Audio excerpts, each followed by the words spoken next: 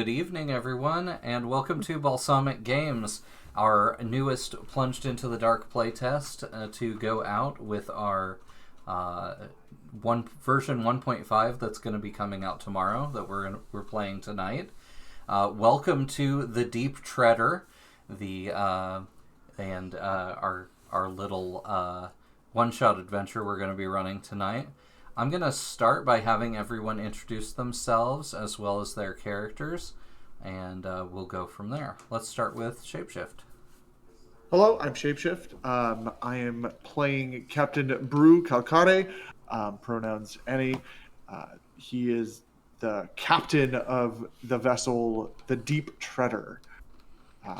After recently discovering well, probably not him, but they recently discovered that there's a small pocket of a new mineral that could potentially change the power structure of the world in various ways. Has decided to bring the crew here to mine. Awesome. Isabel? I'm Isabella. I'll be playing Dr. Page, a marine biologist who almost likes the biology more than humans. Nice. And Mew? I'll be playing Giovanni, a geologist who I'll take a page out of your book, Izzo there, who likes rocks and minerals more than humans. And that's right. His shared detail is that he's also a bit of an archaeologist, and he's been known for recently having unearthed a rare fossil of a whale. But yeah, that should be everything. Nice. How about Dr. Page? Do you have a shared detail as well? I actually could not come up with one that was interesting. I was basically a Pokédex for real life. Oh, okay. That's so So cool. she's trying to develop something that just automatically recognizes things or certain traits to help marine biologists understand very quickly what we're dealing with. Nice. Yeah, that sounds really cool. Awesome. So a little before we get started, we're gonna aim for 8 o'clock for the actual starting the timer on this. So I'll give a tiny bit of background on Plunged into the Dark. Plunged into the Dark is a Forged in the Dark game that is intended to allow you to play one-shot adventures in the style of a TV show pilot or now an action-adventure movie. They are time-limited episodes that start with a roll called an engagement roll and end with a roll called a debrief roll. And everything that happens in between is the story that we play together in that time period. So today's game, we're setting the timer for 2.5 hours. This game more or less works with any time period between about 1 hour of playtime and 5 hours of playtime, at which case you completely fill out the character sheet with all the adjectives that it demands.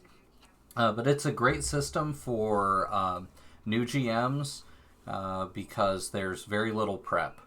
Especially if you're playing in the real world, the way we are. We didn't even have to generate a setting because we all know what the real world is, more or less. The other thing that we're doing here that's a little different is I'm going to be having people in chat roll a 6-sided die at different times during the session, and that will help us determine the disaster when it befalls the player characters, and if a twist occurs, what twist we'll be using. So I have some private D6 charts that we will use when it is time for those things. So what we're going to do is start with we're going to sort of start a little bit of a day in the life of with a description of this the Deep Treader, at least as far as the way they see it from under the ocean, and then hit them with the disaster. So I'm going to pick someone from chat at random, not one of our players. I'm going to pick Sephiroth's right wing, since you were still in here. If you have a D6 handy or can roll a 6-sided die using Google or anything, just let me know what number you get, and that will help us decide on the disaster that's about to befall the player characters. Oh, hello, Mia. Robot Rainbows is here. Also, Gavin, just a question. Yeah. Is the mining rig meant to have pronouns? I've just noticed that on the. Mm-hmm. Yeah, we Good. the captain and I decided Good. that You know what? 100%. Ships are girls. Yeah. Usually, but we Massive decided respect. to go with she, they. Thank you, Shapeshift, for the idea. So, yeah. I love that. Awesome. Yeah. Okay. The other thing, we do need to decide on one other thing before we start, and that is, are your characters standard or heroic? So standard characters have more or less human abilities. They are moderately competent, and they start with 0 dice as the base for every action and base for resistance rolls.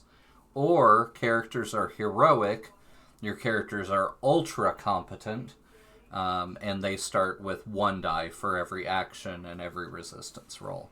And this is a decision that's completely up to the players. You just back up your answer with whatever you think. So let's go ahead, Isabella. I think we should be a hero because 2 of us have doctorates, and another one is a captain. No, only one of you. Giovanni did not have the patience remember to become right. a doctor. He doesn't have the patience to do a PhD. So you're saying that Dr. Page deserves an extra die on all rolls? Yes. based on my secret that I hit you with on the DM, I think mine should probably be heroic. It's the only way it lasted this long. Right. Throwing that out there. Maybe that's why you're all drawn to each other. You all have this like extra layer of competence that you don't often see in the rest of the world. If everybody's cool with that, we can go with heroic. Yeah, that sounds good. Yep. Awesome. I'm not going to complain. Do I think Giovanni deserves the heroic role? I think he needs to earn it, but No, so actually, I'll give him a little bit of wiggle room. he did in fact discover a new species of whale. Yeah. So That's what. Yes, True. that's what. Fossils, Yeah, okay, so- fair, very fair. All the awards went to his head, and yeah, now Yeah. now he's become ultra competent. Sephiroth, are you with us? Were you able to find a 6-sided die? If not, I will go to someone else.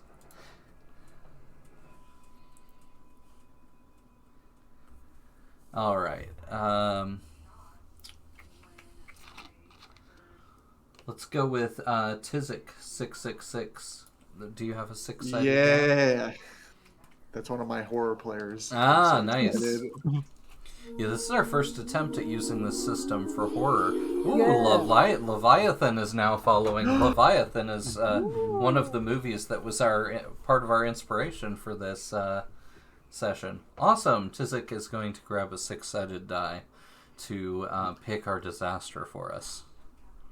Bum, bum, bum. So, Oh, thank you for joining, Levi. Another one of my players. nice. I think they're just excited to see me on the opposite. So,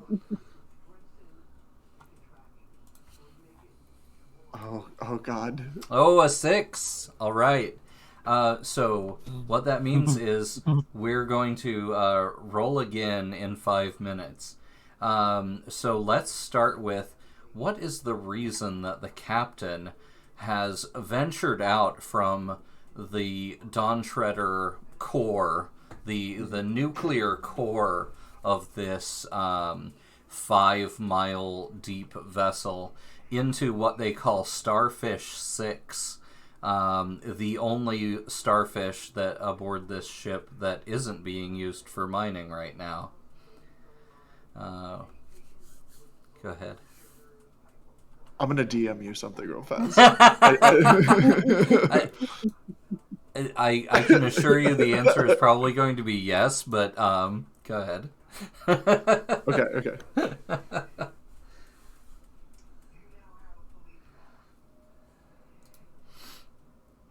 This is there. It is very rare for people to say no in this game, being a narrative game and everything. But yeah, I'd love to hear your idea.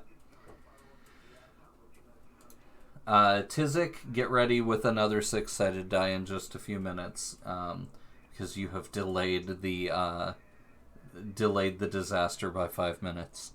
It's the inevitable.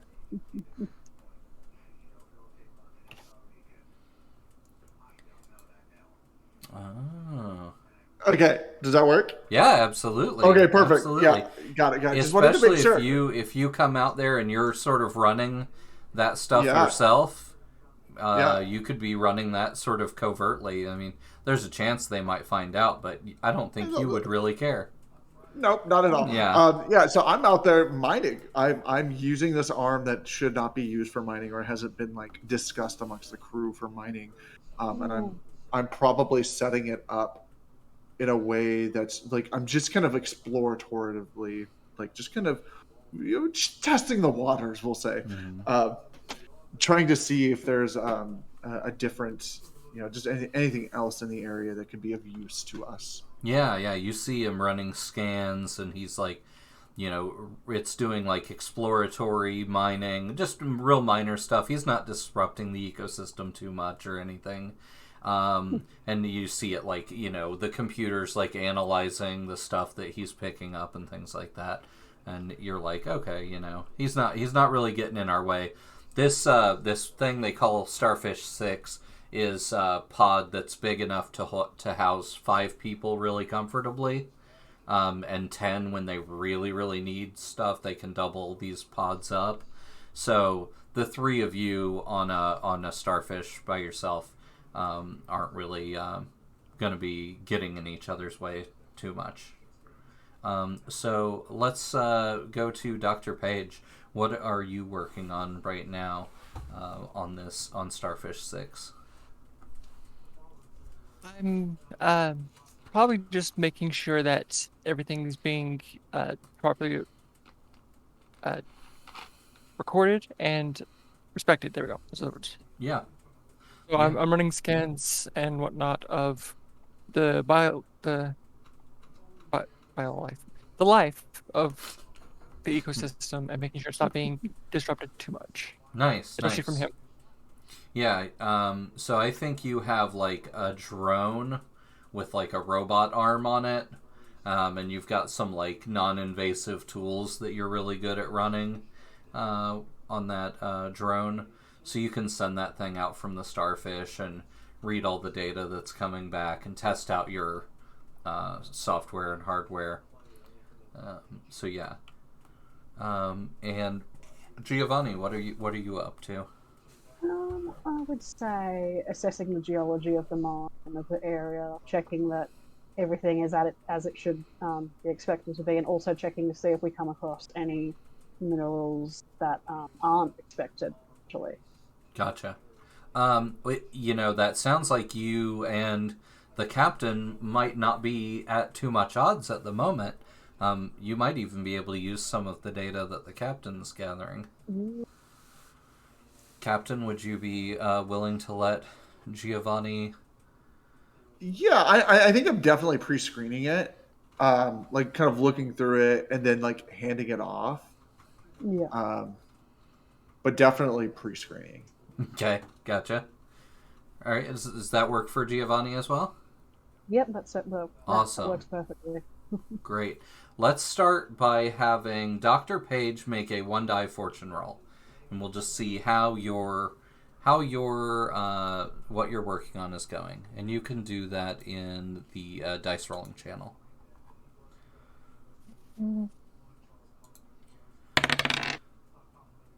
Okay, so it is not going extremely well. What do you think might be going wrong for you right now? Let's see. Technical difficulties are definitely a thing. So, especially depending on how deep we are, the pressure of the water is messing with it. 5 miles. Yeah, so the pressure is definitely messing with it, and whatever life might be down here is also like being territorial. So Mm. I'm having an issue navigating around those two objects. Okay. Yeah, you've got a lot of extremely dense rock around here. That's it's like giving off it's like oxidizing in the water. So it's like whenever anything disturbs it, you're getting like sort of this almost blood red effusion coming off of it. And yeah, it's disrupting some things, and also, even though the captain isn't like hardcore mining yet, they're still kicking up some dust, and some marine life is sort of on the move in a way that you might not be used to as well. Although it is, No dioxide. yeah, pretty sparse out here. So when you see something, it's pretty exciting. And I think for the captain and Giovanni, let's have, since you two are going to be working together on this, let's have you guys make a 2-die fortune roll. So that's .2F in chat. And either of you can make that roll. You or me? All right, I'll go ahead. If the manager doesn't want to do all the work. No. Perfect. I'm captaining, okay? Yeah. Oh my god. It is the Friday the 13th curse. Okay, Shapeshift, I'm blaming you on this one. Oh, that's fine. I if you don't mind, I know why everything is going wrong. That sounds good. You go made ahead. the roll, so yeah, you can do the... Oh no, Giovanni made the roll. No, yeah, right. Sorry, Giovanni I'm made the roll, definitely you getting can- in the way. Yeah. Like I'm sitting there, like no, I'll give you the data after I look at it. Just let me do this, and like grabbing their arm and kind of shoving it. Oh, Yeah. See, now look at this. I've gone too deep. Now I'm gonna pull it back and Yeah. just more silt in the air. Now I can't see. Blasted. This is why I wanted to use charges. We could just blow it all up and then we can get to where we need to go. But no, we have to care about the little things. Life down here is existence, I suppose, but we could just blow it up and we could get to where we need to. I love that. And Giovanni, in response to that, is just very impatient, isn't going to face being treated like this, and just ready to raise his hackles and strike back when necessary. So Yeah. not much work is getting done. All right. Yeah, the captain eventually is able to give you like a readout, and just like a printout of paperwork. Like you don't even have your like tools, your like software tools to work on it. And when you like open up the cover page, it's like 2/3 of it's redacted, of the information anyway. So yeah, it ends up being completely not useful to you. Tizik 666, I am ready for another D6 roll. If you are available. If not, we'll go with Leviathan. Tizik is ready. No, I knew he would be. He's He's on top of it. Another 6! Oh my god. I think, Captain, it's time for those charges.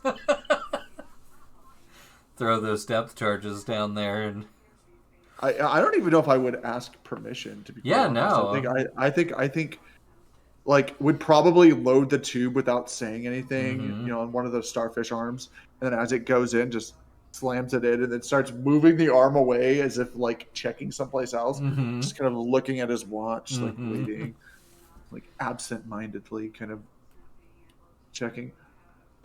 yeah. Oh, well, will you look at that? It didn't. I didn't even have to do anything. Was that an The earthquake? gods are on our side. Why don't you give me a 1-die fortune roll? Let's see how that goes for you. Do.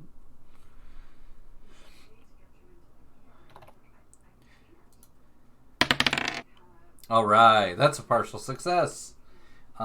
So okay, you have not found what you are looking for directly, but you have found evidence that you are either using the right tools or Your methodology or your hypothesis is looks like it might pay off with some continued effort. Giovanni, how are you reacting to this situation? And do you want to continue working with the captain, or do you want to strike out on your own? I think that Giovanni is sort of watching on, noticing that the captain isn't communicating with him whatsoever. He's doing, and is very much not quite pleased with that at all, and particularly with his experience, sort of thinking, what's the best thing to do? Go out on my own, like all of my instincts is yelling, or to just sort of bite the bullet and see. And I think for now, just because it's right at the start, Giovanni might just purse his lips really tightly and just sort of go, all right, I'll put up with it for a bit longer, let's just see, and sort of stay with the captain for now. Okay. How about Dr. Page? But he's not happy about it. Okay. Yeah. Are you freaking kidding me? Do you know how much damage you could have just done? Even to your precious mining company, you could have just destroyed some piece of equipment without even realizing it. You are 5 miles down. There's going to be repercussions for everything. Basically going off. Well, it worked out in our favor. Look, there's the isotope we were looking for. And it like kind of takes the mining arm over to start like pulling out some of the like the trace minerals of it. Yes, look at all these clouds of blood red crap I now have to sift through. This is why you guys need to stay up top. Well, Captain, get sifting. Are you gonna do another depth charge? Are you gonna? No. Okay. If I found traces, now it's I am absolutely not willing to ruin the product. Okay. So yeah, now it's time for quiet. Now measures. I'm serious. I just immediately like, all right, starts pulling out the scanners. Is like full, like no hesitation. Just immediately turns this into like the now main focus. Like starts pulling powers from some of the other arms so that this arm can work at full capacity. Just going full in. Probably letting the rest of the crew know, like, we've struck it, you know. Yeah, how about a, I'll let you do 2 dice on this next one if you'll take a devil's bargain. I'm thinking, like, you pull power from all of the extraneous rooms. So, like, all the, you're basically pulling life support out of, like, 2/3 of the device to just channel that all into the main computer on board here. I don't know if I would necessarily take it as far as like life support, but I think that would be the only bit of power I would leave. Like everything else, I would immediately cut. No questions asked. So the lights go to half dim. Yes. Okay. Yeah. If you're down with that, I'll take the deal. Yeah, that sounds good. Alright. And that's gonna be 2 dice.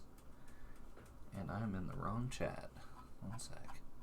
Oh, I thought I was supposed to. No, you're fine. You're good. I was just in the wrong place, so I'm not gonna see it for a second. Okay. Double 4s. All right. Success at a cost. Worth. Yeah. Okay. We have a disaster. We also have success at a cost. I It's all the think captain's fault. I think the cost is going to be that the starfish becomes disconnected from the core in the ensuing sinkhole that opens up from the previous charge. As you are investigating further, what do you think? You slide off and it rips the like power cable that's going to the core ship, as well as all the oxygen and everything that's coming in here. You're just we're now disconnected from power. Yeah, you. So then they get all their power back. Okay, cool. So yeah, so now I don't have to worry about the rest of the ship because they get their power back. Yeah, I was only talking about you were only going to take life support from the other parts of this starfish, not the it's a nuclear core. You couldn't even use I all was that like, power. what? Okay. Oh yeah, that's fine. All right. So what we see is that you're like piloting this thing along, and you are following this trail of particles, analyzing, and the you feel the ground start to shake. At first, it's just like, okay, this is a mild tremor. We feel these from time to time. It's not a big deal. And then the ground underneath starts to give way. The starfish just rips its cord away from the main ship and plummets down about 20 feet into a sinkhole. Could have been opened up by the charge that you let off earlier. Could have just been a natural consequence, but regardless, a couple of the arms of the starfish are now sort of crumpled up, but I'd say 80% of it's still intact. The hull, all the doors that needed to close off from those damaged rooms, those hull doors closed properly, and you didn't lose pressure or anything like that. No, we're just closer to the source. You are. Look what you've done. This is why management, again, needs to say, oh, just stop. What I did, I found us our money. This is our whole purpose for being down 5 miles. 5 miles. Who doesn't like the sun? I like the sun, but here I am without the sun for money. So here we are. No, I'm just saying I did us a favor. I found it faster. I feel like you should just be on the other side of that door. Well, I'm not. Here we are now. So, shall we continue?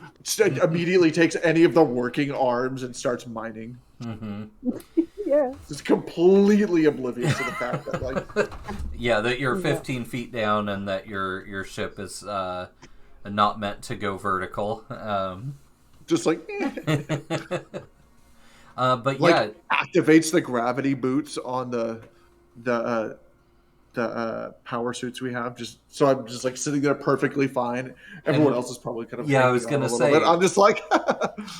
We talked about this before, that the captain runs around in the exosuit legs that are sort of common on these type of ships, but the doctors and the doctor and Giovanni are not, so they don't have their sea legs in quite that way yet.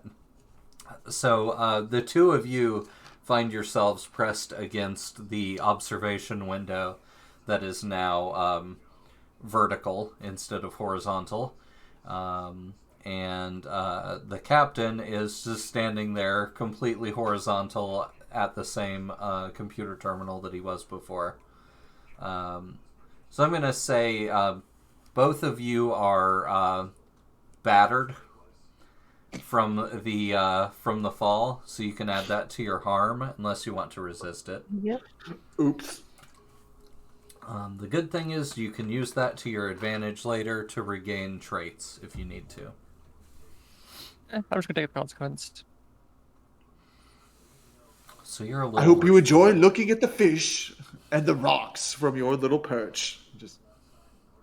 I would if you had, blown everything up. Now I have to contend with this cloud, which, by the way, my drone is now clear up there. I can't control it. Thanks. Yeah. Oh. Giovanni's more than had enough of the captain now. Is definitely siding with the doctor now. This is absolutely ridiculous. The blatant disregard. We're all going to die down here at this rate just for him to get what he wants. And We'll die rich. With nobody to sell this rare isotope to. We'll cross that bridge when we get it all. We'll come to that. All right. So, you do have enough exosuits aboard that if you were to exit the starfish at a later time, you should be able to use those exosuits. They have their own propulsion systems and their own oxygen and their own power. So you would be able to use those to navigate back to the primary part of the vessel. But for now, the the starfish is able to do what it's designed for, even in this position, and so because of this success, regardless of that it was partial, that was enough for you to find what you were looking for, Captain. Oh. Yeah. Okay. Yeah. No, I'm not putting out any papers. Like I am immediately taking them and shredding them. Just immediately shredding them. Like reading them. Oh, shred, shred, shred. Memorize. Just reading, shred. Just not saying anything because Stone just immediate business mode. Just like, look, we're gonna get it all. We'll be fine. I can do this. And now I'm gonna scan here. How are you two down there? Yes, so the two of you are. Giovanni's watching on. Yeah, go ahead. Oh, sorry.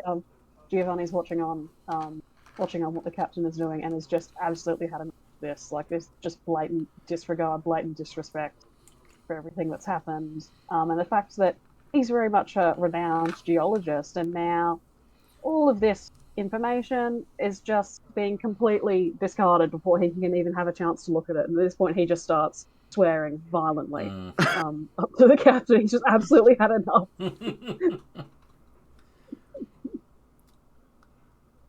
Is that insubordination you're smelling? Yeah, that's what I'm like. I'm just like ignoring it for the most part, but like staring down, like full scanning every like 10 seconds. Just scan, move, scan, moving the arm. Just like, don't worry. When we're done, I will buy you your own villa. I don't care. Whatever you want, you'll get. For now, let the adults work. The Noah money has devalued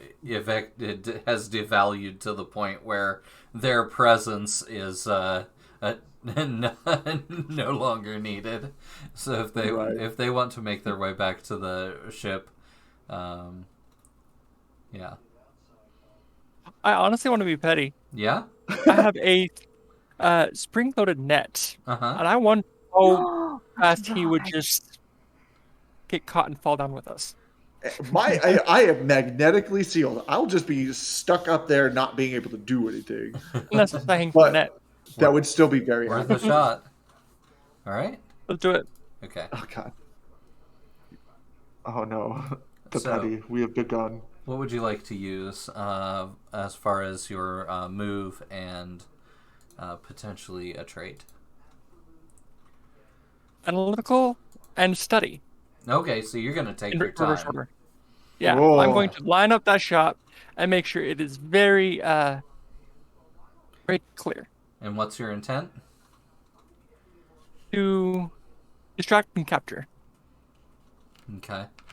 I was just going to say, if there's glass below me, I am wearing half of my suit. If I come down, just throwing that out there. Let's say, I'm going to say risky standard. Okay. Oh, no. Oh, and, no. You get 3 dice for that. If you roll a 1 through 5, you will lose your trait. Let's do it. All right. One shot. Go big or go home. All right. That's a partial success. So you're going to lose that trait, but that's okay. You can get it back by embracing your quirk or embracing that harm that you took earlier. And of course, there's no problem with just having a trait con anyway.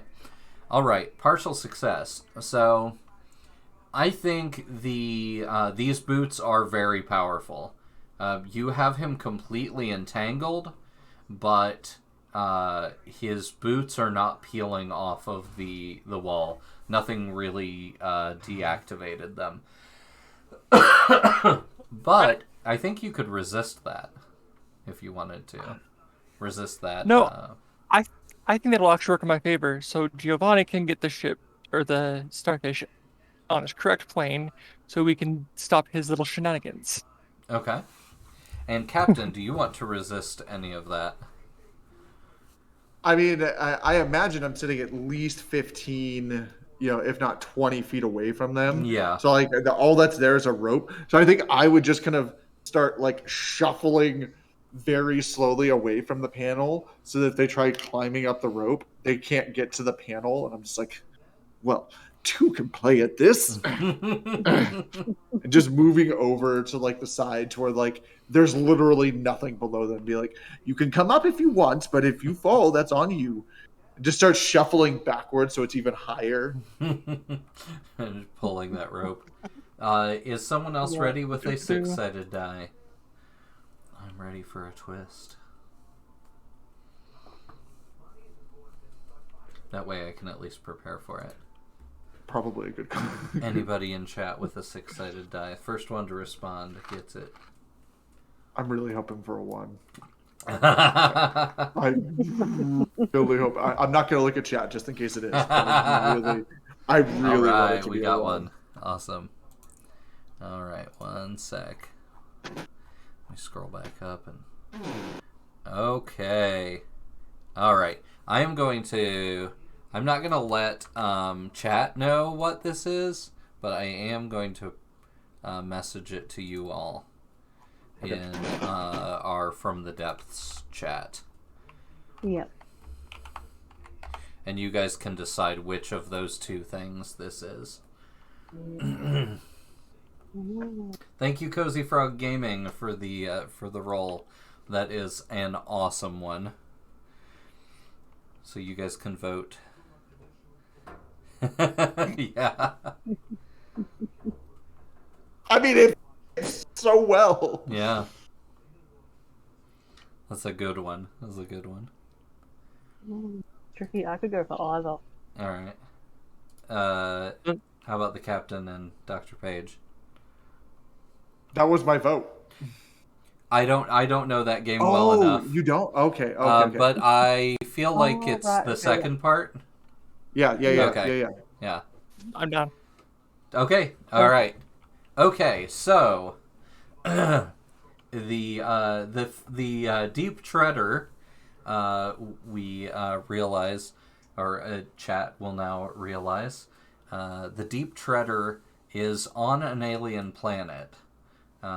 So you guys are not on Earth. This is we're a little further in the future than we thought we were. So this is actually an alien planet. And that means that the rescue systems that are here might not be what you would expect on Earth, where you have probably multiple governments that might be willing to step in for a rescue mission. But the corporation that decided to bankroll this, they don't have such a good track record for... They leave a lot up to their captains, let's say, as far as the way things are handled. They just back up their captains. Until their captains lose the money, then they stop backing up their captains. And I am not losing money. Okay. I think at this point now, Giovanni's just knowing all this has just absolutely had enough at the blatant disregard of the captain and is very much leaping up to the rope, climbing up very effortfully, and just completely taking over the everything that the captain was working on, and just resuming it in the correct and respectful way that it should be resumed. Okay. Should I do a dice roll?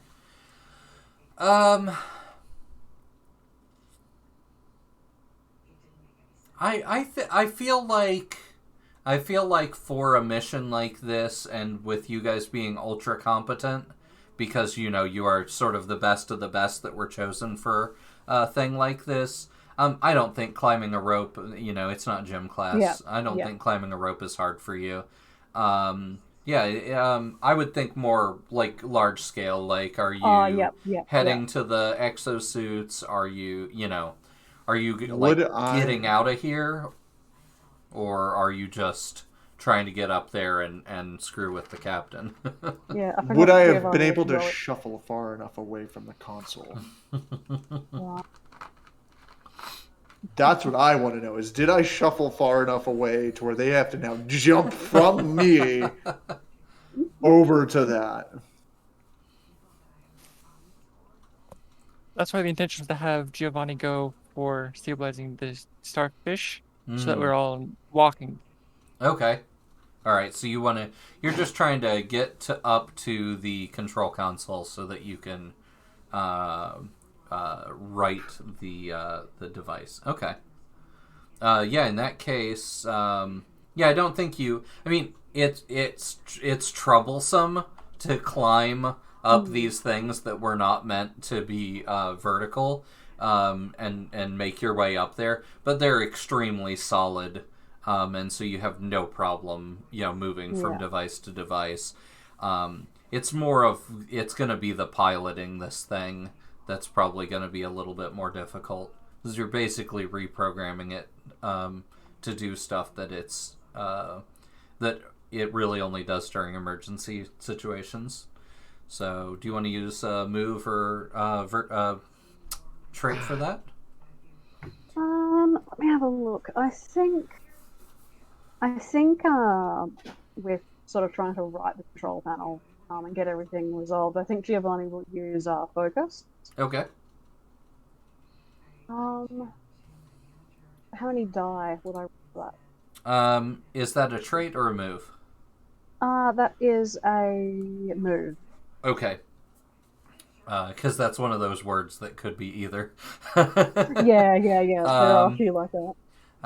Yeah, so that's going to be 2 dice. If you get an 2 dice. assist from someone, that'll pump it up to 3 dice. Look, if you want help, this is my ship. I can help. Just take the damn net off. No, I don't think after seeing everything the captain's done, I don't think Giovanni is going to reach out for that. I think that the captain somehow has less than pure intentions. Yep. It's Dr. Page's net, and Dr. Page does what they want with it. All right, Giovanni, that's going to be a 2 dice roll. Yep.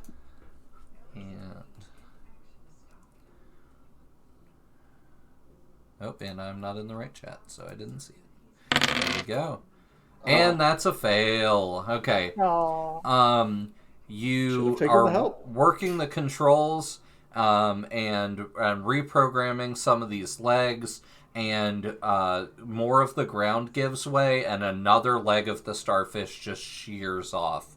You get this explosive decompression that pulls Dr. Page toward it, and just as they're sort of flying backward toward the decompression, another hull door slams shut, narrowly missing their legs, and Dr. Page is still inside the ship with that third of 6 legs, or the third of 5 legs sheared off.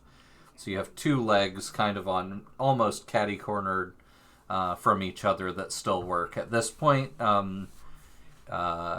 you basically need 3 legs to be able to move. So this thing is inoperable. Unless you want to resist that. I will absolutely try and resist it. Okay. Now, I will use you can... my piloting skill. Well, you can use a protect action since you weren't the one that made a roll. A protect is a teamwork action. So what you do is you just spend a trait that's appropriate, and you get an instant resist. So, and then you just tell us what that looks like. Can I teamwork action support him? Like the moment I see it starting to come off, just throw off the net. Like I don't want to die. There's no roll for this.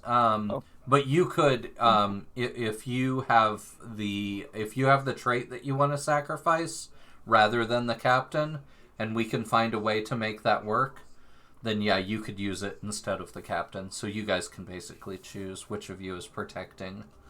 I chose very vague ones for a reason. So if you don't want to burn another one, because you've already burned one, right? I'll let you take this one. Yeah. I'll burn it. I'll use quickly. Okay. And very quickly, like, instead of just shuffling, just like take full steps at this point, not caring if I fall over, and like kind of bump the panel however I need to get it so that like the leg doesn't rip off entirely. Okay. So like, because obviously we have to take some sort of damage, so like I want it to be at least repairable. Yeah. Yeah. Yeah. Okay, yeah, the ship shifts, and rather than that leg shearing off completely, the two legs sort of get jammed in the sinkhole. So they're still operable. It does create it does still create that puncture in the side of the ship, but then the ship's hull sends out this like chemical that hardens very, very quickly and seals off the puncture. So, okay, you guys are back in a relatively good position. Well, this is what happens when people who don't pilot try to pilot. Just like I tried to mine, and apparently I'm not a miner. So, how about we go back to our prospective jobs? Get the hell off my console. Please. And I will try to get us out of this. Because none of us make any money if I don't get the fish back to the core. You know what? And a bit embarrassed from the focus fail, and also now being talked back to by the captain, Giovanni has just had enough, very much just overwhelmed with anger, and decides to shove Captain, who is still trapped in the net. Okay, so you're trying to disconnect his boots from the wall so that he falls? Yes. Okay. There's aspa! Captain, are you do you consent to being shoved and potentially having to resist that? Are you fine with allowing the dice to decide whether or not they're successful? You know what? This is a one-shot chaos be raining. Let's go. All right. We've rolled so well this far. Yeah, that's true. Yeah. All right. So, what move and potentially trait do you want to use for that? And Paige, do you want to assist? Grab a hold of the rope, pull real hard. Screw it, why not? Okay. I was like, hey, let's work together, and now you're like, no. And now they're No, working yeah, together somehow. against you. That's fine. Yeah. If I go through We the turned on the glass, captain very quickly, didn't we? if I go through that glass and y'all drown, All right, Hey, Paige. I have go back. allergies just to going without breath. I can get to the exosuits. Nice. What trait do you want to use, Paige, for your assist? Let's do optimistic. I'm very hopeful that will end badly. Nice. All right, so that gives Giovanni an extra die. If Giovanni's roll is a 1, 2, or 3, you do lose that trait. Okay, then. So it's 2 die. It's currently 2 dice, but if you have a move or a trait that you can use, you could pump that up to 3. I would put that at hold on. I use the move focus. Did I lose that? No. Or you can only lose traits if Moves- okay, I'll use focus. Yeah, moves are Okay. unlimited. Traits are kind of single use. Yeah, okay, in that case, I'll use that and I'll roll 3 die. Okay. Fingers crossed. Yeah. All right, that's a partial success. So I think with the two of you, I'm going to say, let's see, for the partial success,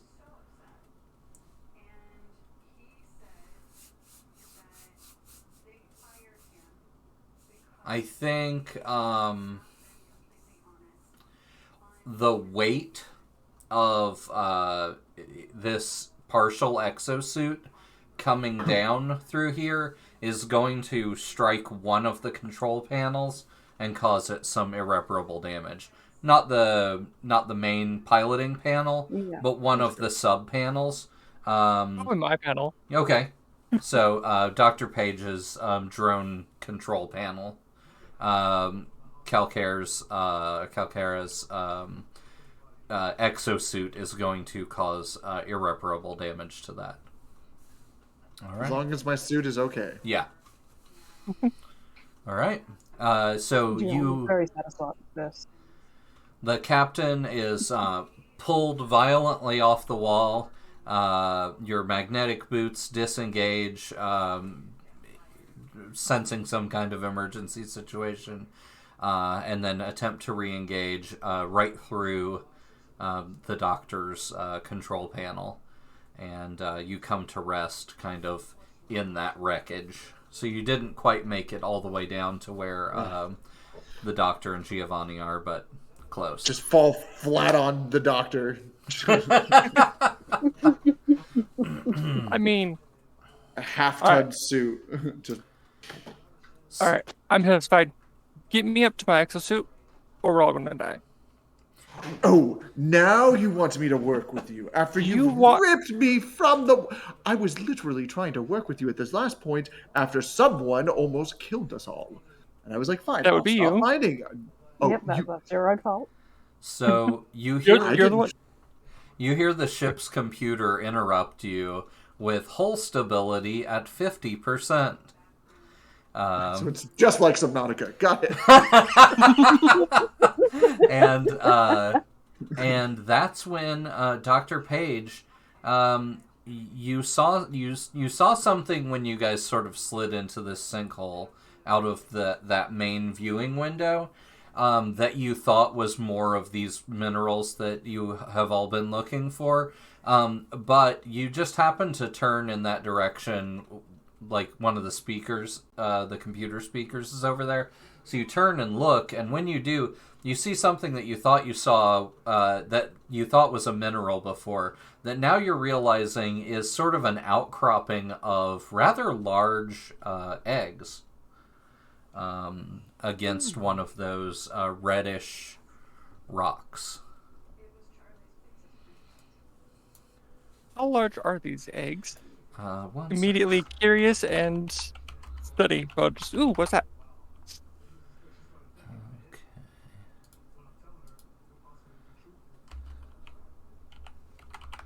They are, I have to look this up. They are approximately the size of a marble. They're kind of glassy looking as well, but they look like they have sort of a grain of rice in the middle of them. And this lump is it's about 5 feet wide and kind of clumped against one of those red rocks. It looks like the red of the rock, you can kind of see the red through the eggs, so they're more or less Natural. clear. Yeah. Translucent. Yeah. Sorry about that. I had to look up a particular animal and find out what their eggs looked like. Does this sound familiar?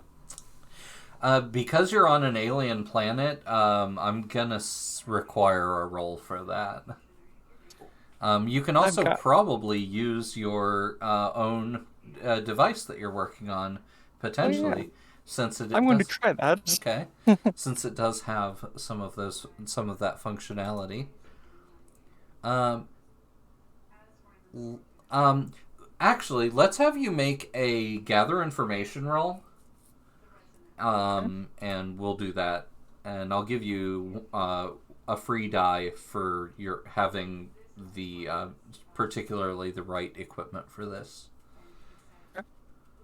So you can decide what move. You can decide what move and or trait you want to use, and that would make it a 3-die roll if you use a move or a trait.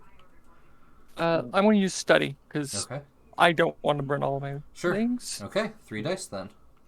While they're doing that, can I find some of like the wreckage to cut some of this rope so I can get out of it? Oh yeah, I'm sure you can. Okay. On that gather information, you got a partial success. You get good details. Okay, so one of the things I'm going to tell you right off is that this alien planet was seeded from Earth. So you expect that it is probably an Earth-based creature. However, this ocean was seeded with some chemicals and other things that were meant to speed the the metamorphosis, Evolution. the evolution of these Earth animals. Oh, great. So we have mutant fish. And let's go with what do you want to know? I'm gonna I want say to know. you get one full-on question that I will answer honestly. Okay. Give me a moment to think. While they're thinking, is there any dice that I should roll? Yeah. Yeah. What kind In of terms move? of trait, I think I would use I want to use my move into it. Okay. To like know which one would be strong enough, like if it's like a piece of metal or what have you. Yeah. Then I'll risk it for the biscuit. I'll use creatively as well. Ooh, nice. So, okay, 3 dice then. Dr. Page, any ideas? It sounded like you wanted to know their species or what they're based on. Yes, I want to know if they could be a problem, or if their adult versions could be a problem. Yes, they can be a problem probably because they are one of the most intelligent creatures on planet Earth. Oh no. Octopus. Oh no. And that's a complete success from the captain. So, Captain, you are covertly free. You are free, but none of your compatriots know that yet. Okay. Yeah, I'm going to stay looking like they're in control. Okay. So, yeah, Dr. Page, you know that these are much too large to be any Earth octopus. There have been some changes. You know what, Captain? I greatly apologize for all of my transgressions against you. I ask simply that you help me get to an exosuit so I can leave you alone, and I will take all blame for what mishaps and costs to the starfish have occurred. Before you have a chance to answer, your PDA starts to alert you that a intake valve on the nuclear reactor has become compromised. On the main core or on the starfish? On the main core. Immediately takes off. Just like doesn't even care. It goes, well, time to get back to the core. And goes up and just starts getting on the pilot. I am going to. So I don't lose the adjective, right? Or the I didn't lose my trait. No, because you rolled a 6. You're good. Sick. You get to keep it. Perfect. I'm going to use fastidious and pilot. If I could use more than one move, I would absolutely. But I'm immediately like trying to right the ship in a position so that I can repair that so that we can get back to the ship.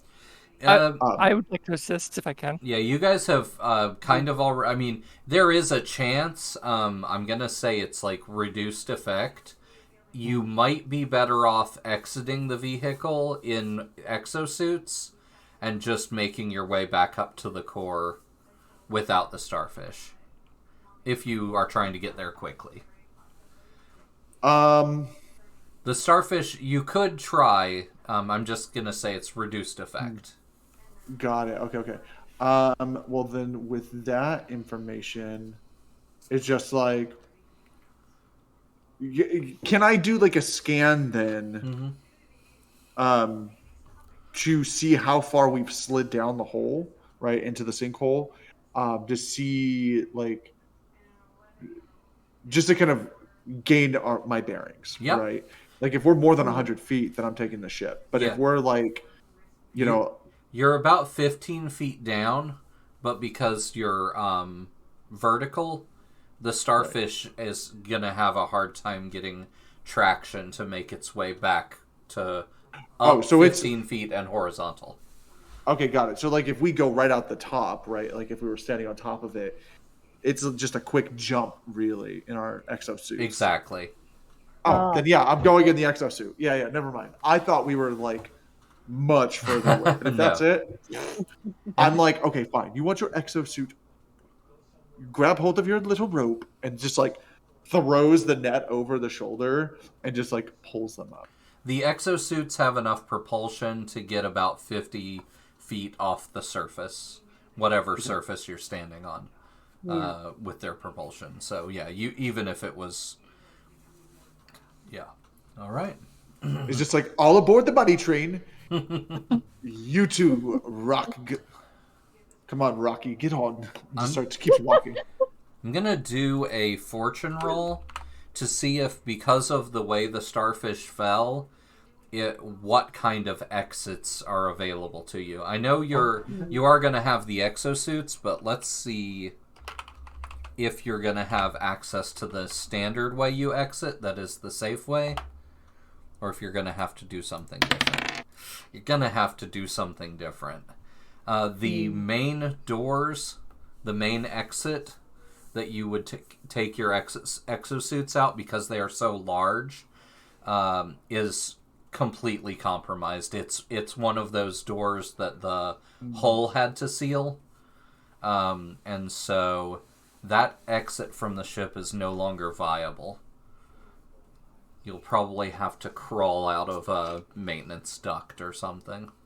So you said that portion is sealed off, correct? What is on the other side of it? Like on our side? Is it another hallway? No, it's this room that you're in. So think of it as you've got this like viewing chamber / control room, and then you've got these arms that go off to the side, and they have like crew quarters and things like that in them, and they also have more like they have mechanical movement as well. So the actual exit is in this same room with you, but it's one of those that had to seal itself. Okay. From the damage. But that port where the power cables and all those cables came in that ripped, that is facing straight up. So that's what I was just thinking. Yeah, that would be a potential escape route. Yeah, I think I'm still like trying to get them on the rope and taking them up so that they can get to their exosuits. And then while I'm up there, like grabbing mine and putting it on. Yeah. Yeah, you could probably just lower those down to them so that they can make use of their anti-grav. Yeah. Would probably fully suit up first. All right, so 100%. We'll have a exosuit putting on montage. The three of you. I saw South Park. You're checking your like liquid oxygen tanks and making sure that those are all good to go. So you remove those, pull them out, take a good look at them, shake them up, make sure that everything's good, re-engage those back into the exosuit, flip on all the power, the onboard computer, check the propulsion, everything. Let's hope looks good, and we will do that based on another fortune roll. Since these are the bonus item, I'm gonna say the fortune roll is maxed out at 3 dice. And that is not how you do that. There we go. And that is a partial success.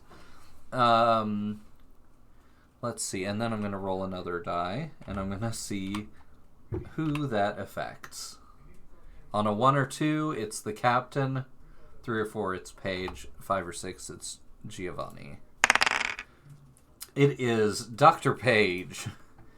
And then, is it onboard computer, propulsion, or oxygen? Onboard computer. I'm going to lean into my quirk a little bit and do oxygen. What was the third one I said? Oxygen. Okay. Yep, it is oxygen. So, you pull it out and check it, and instead of it being this nice blue oxygenated liquid, something brown. It's actually almost like that oxidized stuff that was on those rocks. is like it's cloudy. You're not sure if it'll work. Yeah, it's bad. And recharging one of those things would require more power than the ship currently has, being disconnected from the core. Well, I'm going to try it. Be optimistic about it. Ooh, okay. All right. In that Would case, I know, or are you letting us know that there's an issue with your oxygen? Yes. Okay. Yeah. Would be like, Okay. well, Can Giovanni, and if this isn't an option, then I totally understand. But I remember knowing that Dr. Page's quirk is asthma. Is that correct, Dr. Page? Mm-hmm. Yes. In that case, if it's possible, could Giovanni swap out his oxygen tank and exchange it with Dr. Page's? you willing? Or is it sort of built into the exosuit? No, it's you can pull them out and change them out. You just happen to only have these 3 with you.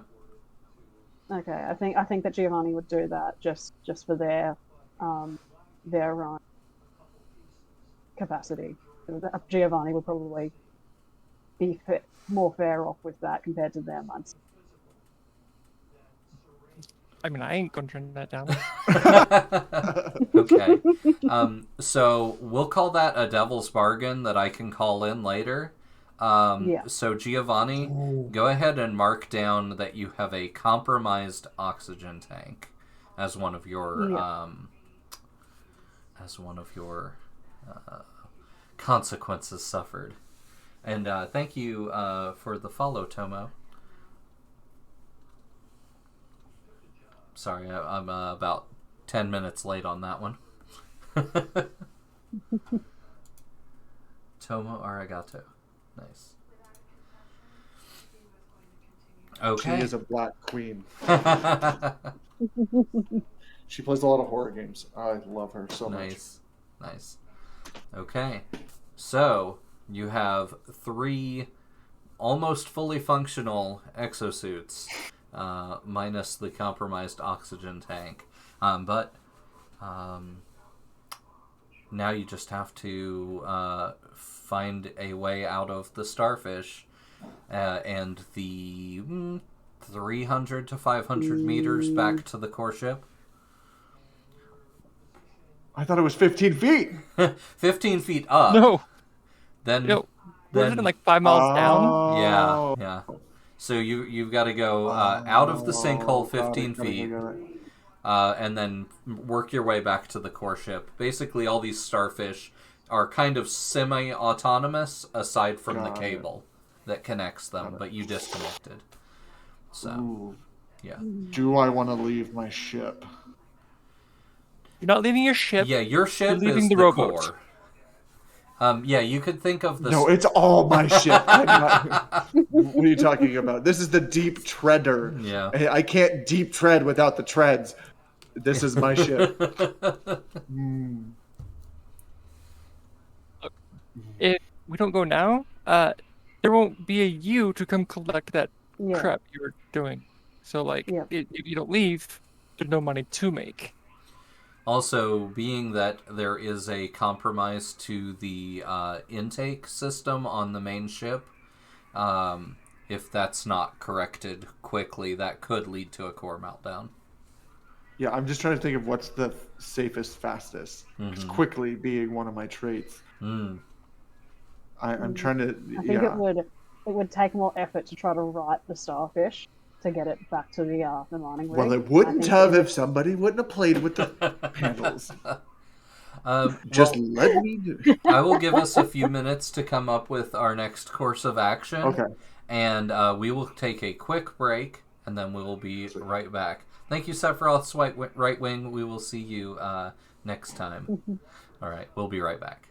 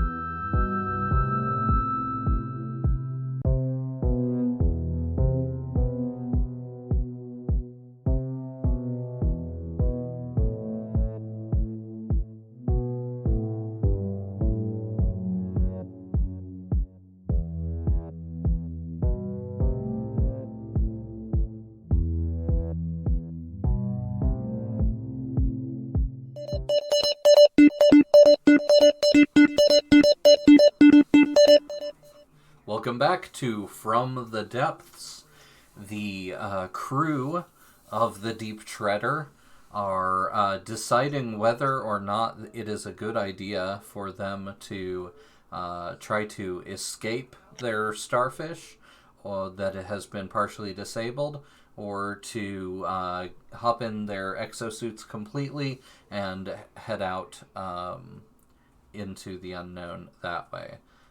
So we were talking about that while we were on break, and I think they had come to a decision and had some pretty good reasoning for those decisions. So if you want to share any of that.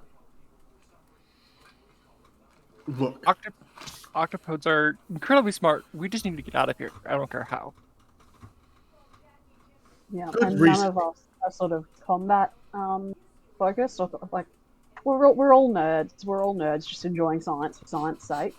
So it's definitely science. more beneficial to stay on the starfish and try to navigate the starfish out. It does Which, have 3 working legs yeah. still. Right. Hey, it's more than 50. 50%. Yeah. Oh. Okay. Captain, mhm. you know how to do this. For the sake of all Well, 3 of us, let's Giovanni doesn't figure quite know out. how. Giovanni does have a ground penetrating radar, which he will use to be able to assess the structure of the ground, the sturdiness of it, and sort of figure out the best route, the safest route to avoid any further issues in trying to get out of the sinkhole and back to the mining room, Fantastic. back to the main ship. Yeah. Yeah. That would make a perfect setup action for any attempt to escape here in the starfish itself. And I think rather than having you use moves or anything for that, since it is the perfect piece of gear for this, we'll just count it as used and let you roll a 3-die fortune roll to see how effective it is. So that'd be When I was doing my character sheet, I did so much research on deep sea equipment. Nice. It's so weird for it to be pitch black here and see sunlight out of your window. I know, Right, yeah. right? That's what I was thinking. I looked up and I was like, huh. Okay, we have... Oh my god. I can explain it. Okay. So there's a lot of iron oxide, which means there's a lot of iron, which means there's a Yeah. lot of very magnetic stuff, which is exactly what the machine is looking for. So there's just a bunch of overload of, hey, this is magnetic. Yeah. So I'm going to say it doesn't use its use. It's still fully capable of analyzing. The problem is in the makeup of what's out there is causing the it not to give you back useful data right now. Okay. So yeah, maybe if you had plenty of time, you could wait for that stuff to settle and then try again. But I think at this point, unless you have another way of doing something, yeah, I think it's not going to be helpful. The captain would have to fly by the seat of his pants. Oh, I'm still going to get three dice. Well, we see how that works out. We've got Friday the Hey, I got 13th. a 5. I got 5 and 6. I'm just saying. I'm doing fairly well. The dice bot likes me. Okay. All right. Since it's me versus my crew at this point, the dice bot's like, I'll side with you then. All you need is the RNG. Right? Yeah. All right, so I'm going to use Fastidious this time and Pilot. Okay. That'll give you 3 dice.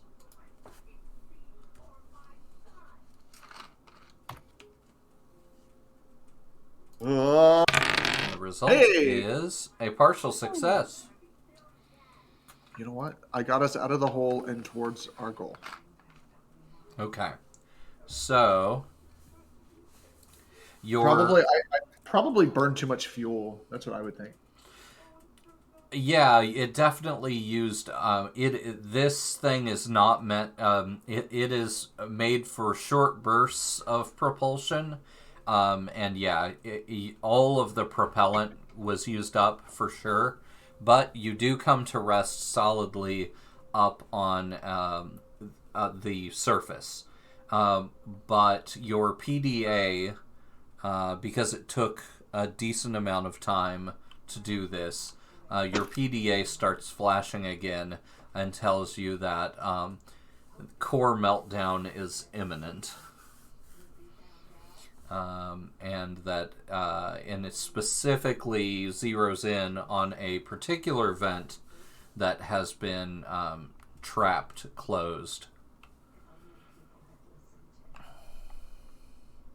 And the Question. cameras that are pointing at it as you flip through your PDA, I was about to ask. all of the cameras that point toward it are disabled or offline. Now you could resist that if you'd like. Can I, before deciding on whether or not I resist it, see the last second or two before they get disabled?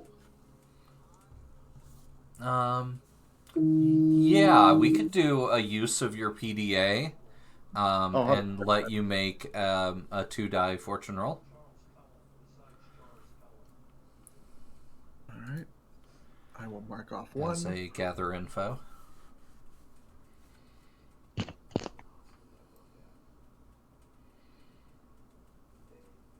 Oh wait, it's G2.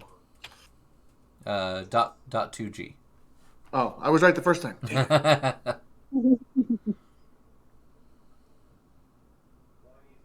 Hello. You're in the Oh, wrong you're chat. in the wrong chat. Oh. That's okay. I can. Well, That would explain why I didn't do it either time.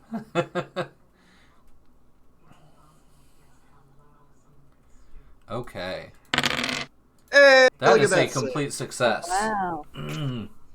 What did I tell you? You see crewman Gregor swim up to one of the cameras, and he wrenches it. He grabs a hold of it and wrenches it off the outside of the device, the wall of the core ship. And then he goes and swims off, or propels himself in his exosuit over to the next one and does the same thing. Anything else you want to know? You got a complete success, so you get follow-up questions. Yeah, so I have 3 questions. Mm-hmm. First, is it possible for me to use one of the other extraneous cameras to get an outside? So I may not have exactly what those cameras we're looking at, Mm-hmm. but to kind of see if he Yeah. goes away from the ship. Yeah, you after basically destroying these cameras. once you see that he's breaking these cameras kind of in order, you are able to go to another camera that should get a view of the camera that he broke. Basically, you grabbed all the cameras that would have seen that vent at first, and now that you've seen what's happening, you're like, okay, now I can look at this camera and see what he did before that, or whatever. So yeah, what do you want to know? I want to know what he was doing before that. What was he doing on the ship? Okay. You see him come out from under the ship, under where the elevator is, in a shadowy area in which there aren't any cameras. So once you've tracked him back from camera to camera to camera, rather than coming out of the elevator, as you would expect, you don't find him coming out of the elevators. You find him coming out of the shadows under the elevator. And this is outside in the water? Yeah. Down where we are? Yep. Okay. So he walks off on his own, does something, comes back. No, you don't see him. You see him come out of the shadows and then go do all this, and then you do not see him on any of the cameras afterward. Okay. And this all happened about 45 minutes ago. just Is there anyone before else the on the sinkhole. ship? There are people you could probably get a hold of via your PDA. I want to get a hold of the vice captain. Okay. Or my first mate, whichever one I would trust more. Sure. Or security, or whoever, whatever you feel is best.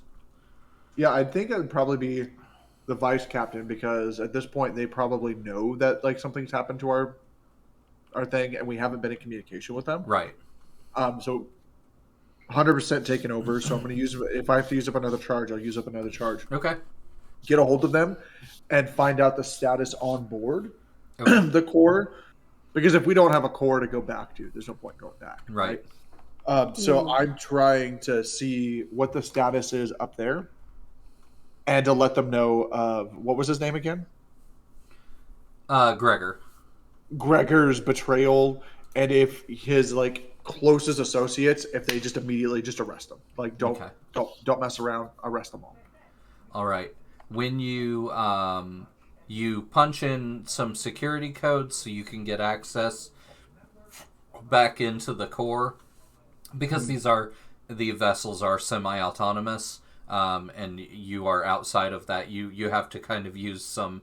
I mean, they're prepared channels, but they are back channels. So you type in your codes and you get into the system. And the interior of the core ship is in complete disarray. There is damage throughout. Only a couple of the cameras inside are still working. And you see control panels sparking, very, very badly damaged. You see crewmen that, they're not wearing their suits because they're in a pressurized area that have been beaten to death. Arms broken, bones jutting out at wrong angles. And you are unable to get into contact with anyone aboard the ship. I'm going to relay all that information and just kind of show them the feed as we're kind of planning everything out. That in mind, I now don't trust the elevator. And would kind of like explain that. Be like, I think the sinkhole was caused by Gregor. Convenient. Okay. Proof is in the pudding, in the camera feed, and just replay that. Underneath the elevator into shadowy spots, we have a mishap. Show dead bodies. Show Gregor. Shadow, Gregor. Dead bodies, Gregor. Just saying. Then you start going back through footage, and you find core footage deleted throughout everything that is in the core. So no one deleted the footage from outside. They did delete the footage from inside.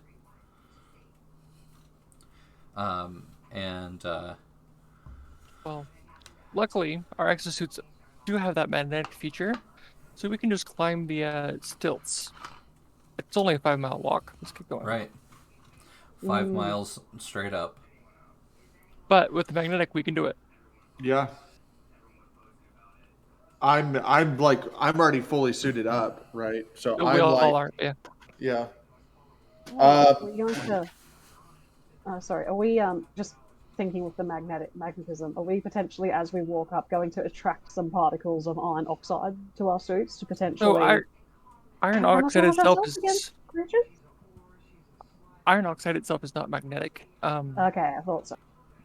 It's Ivan is the geologist, not me. Yeah. I just happen to have done a lot of research on it lately, so. Yeah. Checks out. Yeah, I'm like, okay, so do we flood the cabin and walk out? Or do we go through the hole that was conveniently made and side-eye Giovanni? And Giovanni just curses in Italian under his breath, but just disregards it. Well, whatever gets us out, so whatever is easier. We don't want two damaging suits. And even though they are black steel, we don't want to risk it. So I say we open the hatch. Everyone stand on the side of the doors, and I will open it up. Now that we're righted, I'm gonna trying to think of the way. Yeah, we should be fine. Magnet down, and then override the system Okay. using my captain's codes and stuff. Mm-hmm. All right. And then, right before everyone's ready, put my finger on the button here. Just tell me what. Okay. Once you're ready, you press the button. The door opens. One of the doors jams, and the other door opens normally. And those doors are not going to close again. But the interior floods, and I think because of the danger, I think because of the magnetic grip that you have on the hull of the ship, you're all safe. But it's even through the suits, it's a little painful. The Pressure. stuff. Yeah, and now you are breathing. You are breathing the oxygenated. The liquid oxygen is being transmitted through your suits. Two of us. Yeah, and Giovanni, your visor kind of, there's a little bit of a red haze in your visor, but you take some, shallow breaths just to be on the safe side, and it seems to be fine. Yeah. So there is a little bit of a metallic taste to it. Yeah. It's probably not great. Giovanni's been mining in the ground and the earth for ages. He's very much used to metallic taste. He doesn't mind. It's not fussed. There's a computer program in the suits that has a little canary, and your canary in your suit is like, but it doesn't have the X's over its eyes, so you're good. Yeah. The heads up displays in these are adorable. I love it. It's like a little chocobo. Yeah. Yes, little chocobo. Okay. Once you are outside, you can see off in the distance the core, and you can see the closed vent, and your PDA is still receiving transmissions from the nuclear core itself, and we're going to start a clock called Core Meltdown, and that is going to be a 6 clock. Okay. 6 o'clock. Core meltdown. Alright. So, consequences will cause the core to melt down faster. What would you like to do? Currently, the coast seems clear. There don't appear to be any mutated sea creatures about. Are there any flare guns?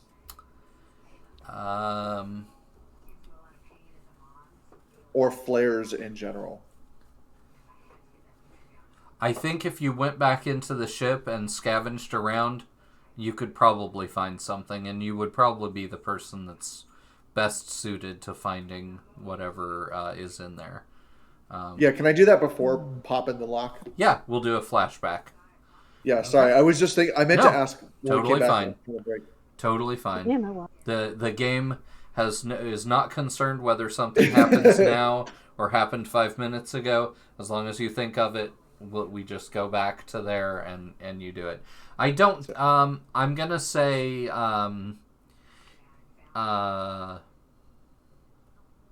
Let's go ahead and have you make a roll though.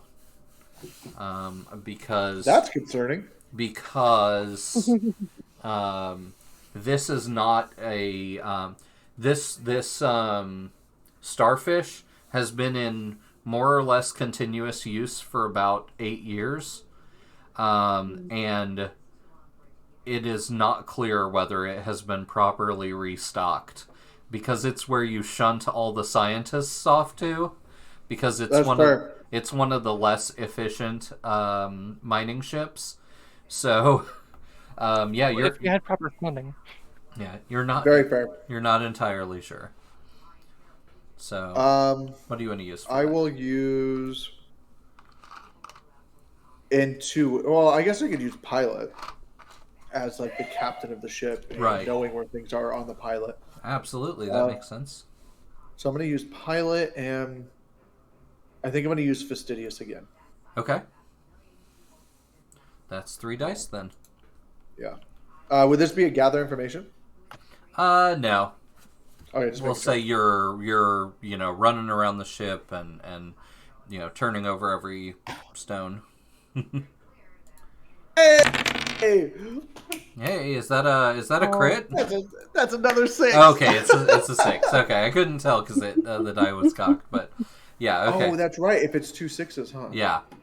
But still, 6. I'm gonna say you find 3 flare guns and 3 flares.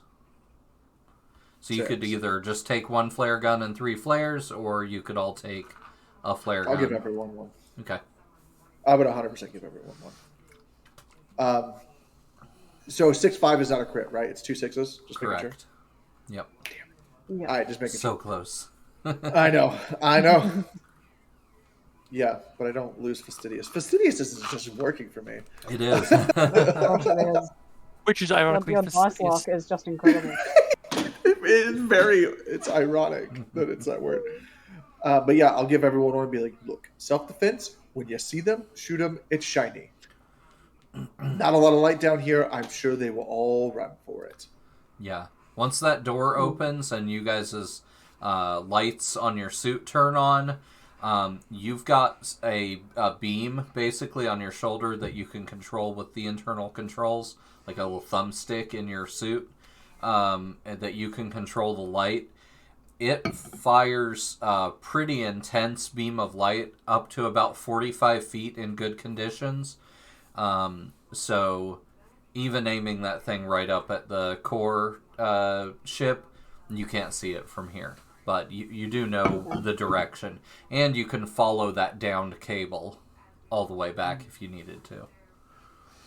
Alright.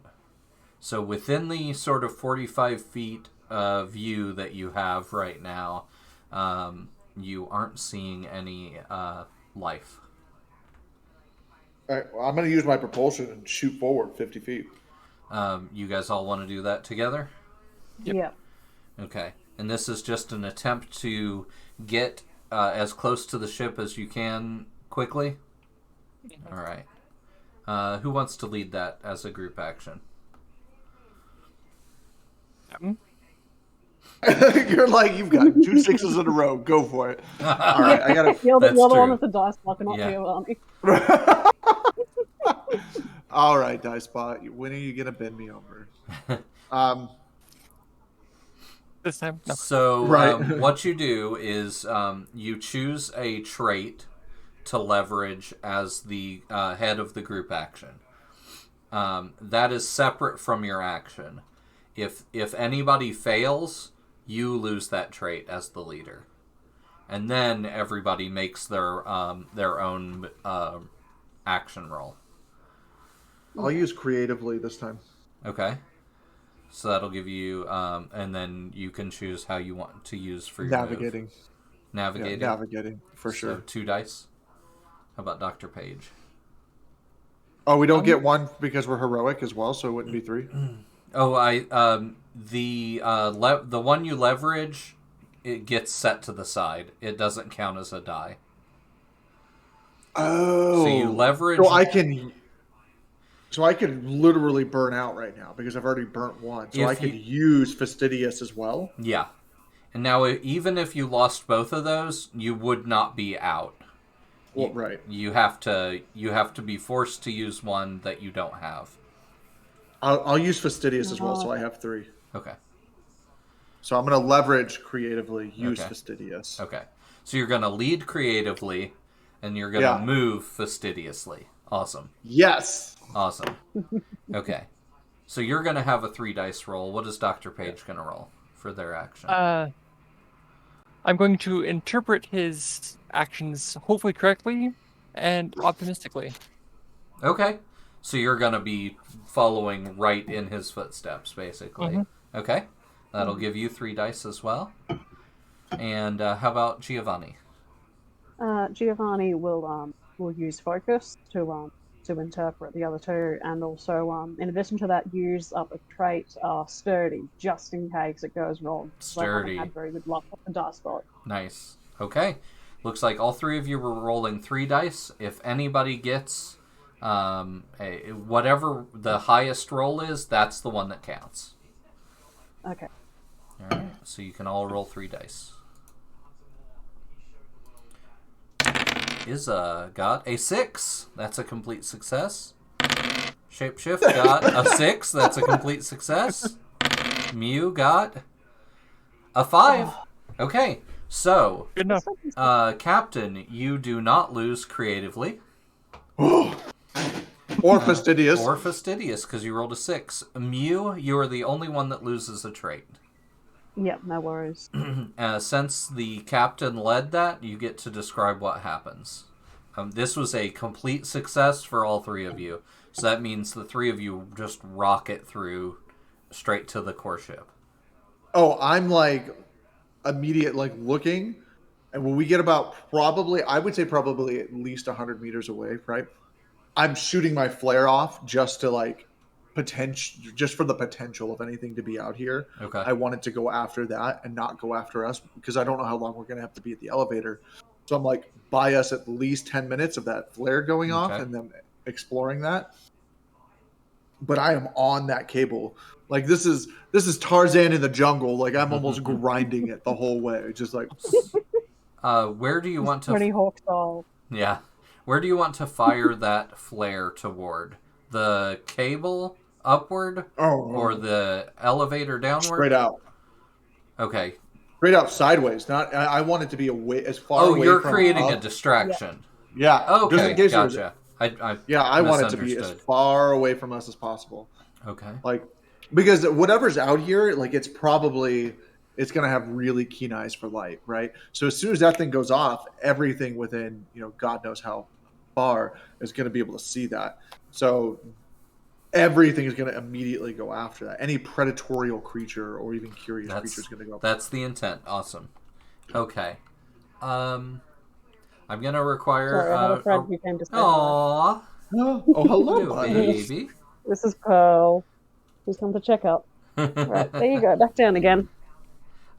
So what would you like to use for that? The intent is to be a solid distraction for you all to make your way straight up to the cabling so that you can go straight up.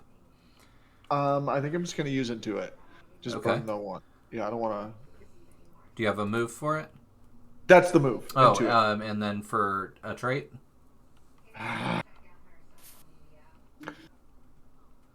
Fastidious has not done me wrong so far. That's true. It's got to die eventually. Okay. All right, 3 dice. I got a 5. A partial success. Okay. I just don't get to use my flare gun. All right. So you lose Fastidious. You do use up the flare. You fire it off, and as it trails off, you can't tell for sure whether anything followed it. But you did fire it off, and it will have caused a distraction of some kind. You just don't learn what it is you have distracted. That's fine. Just knowing, I knew that there was life down here, right? Yeah. The fact that there was any life in here at all, and those eggs were bigger than they should have been. Yeah. I would not risk it. Not even for the biscuit. Nope. Now for money, yeah, we can talk. Okay. Yeah. And that's while I'm moving. Just no, I don't want to slow down at all. Just fire it off and just keep going. Okay. All right. Anybody else? I'm going to, while following him, also be on the lookout for signs of movement, not movement of creatures, basically. Okay. Because most octopodes are bottom dwellers, so they'll crawl. Mm-hmm. So they'll leave similar but distinct marks to what the starfish are. I'll know if Hmm. there's something we're dealing with. Okay. Awesome. Yeah, you want to do gather info? Awesome. Come on, Issa. What do you want to use? So curious and study. Awesome. 3 dice.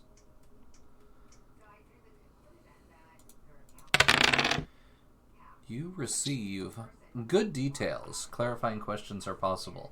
You do see that there is significant evidence in the sand and silt below you that there are definitely octopodes, overly sized,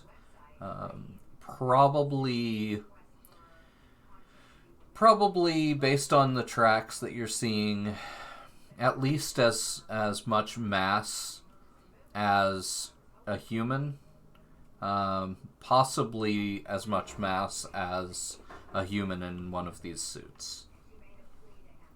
Oh, So the mass is as big as an X. Oh no.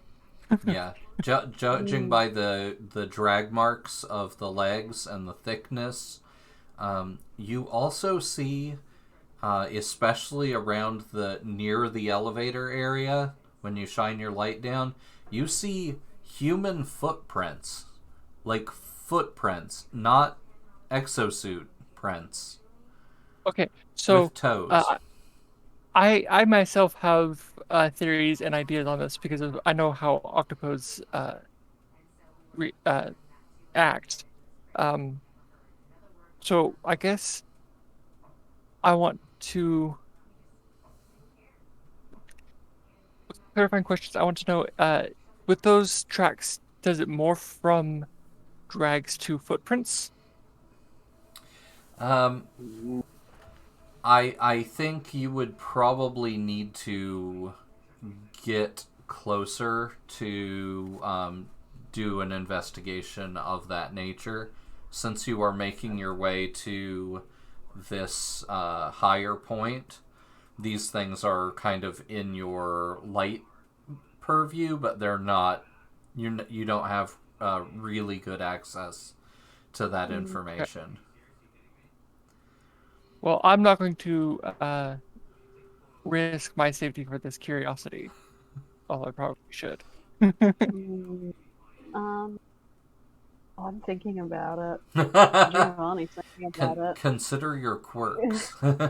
You might be able Yeah, to yeah. use your quirk to get back a trait. Yes, that's right. Giovanni's quirk is tenacious, and his trait, he has one trait that's keen-eyed, which I'm wondering if it's possible for him to briefly break away from the group to get closer to these footprints, Mm-hmm. sort of study them a bit closely, and then sort of make his way back.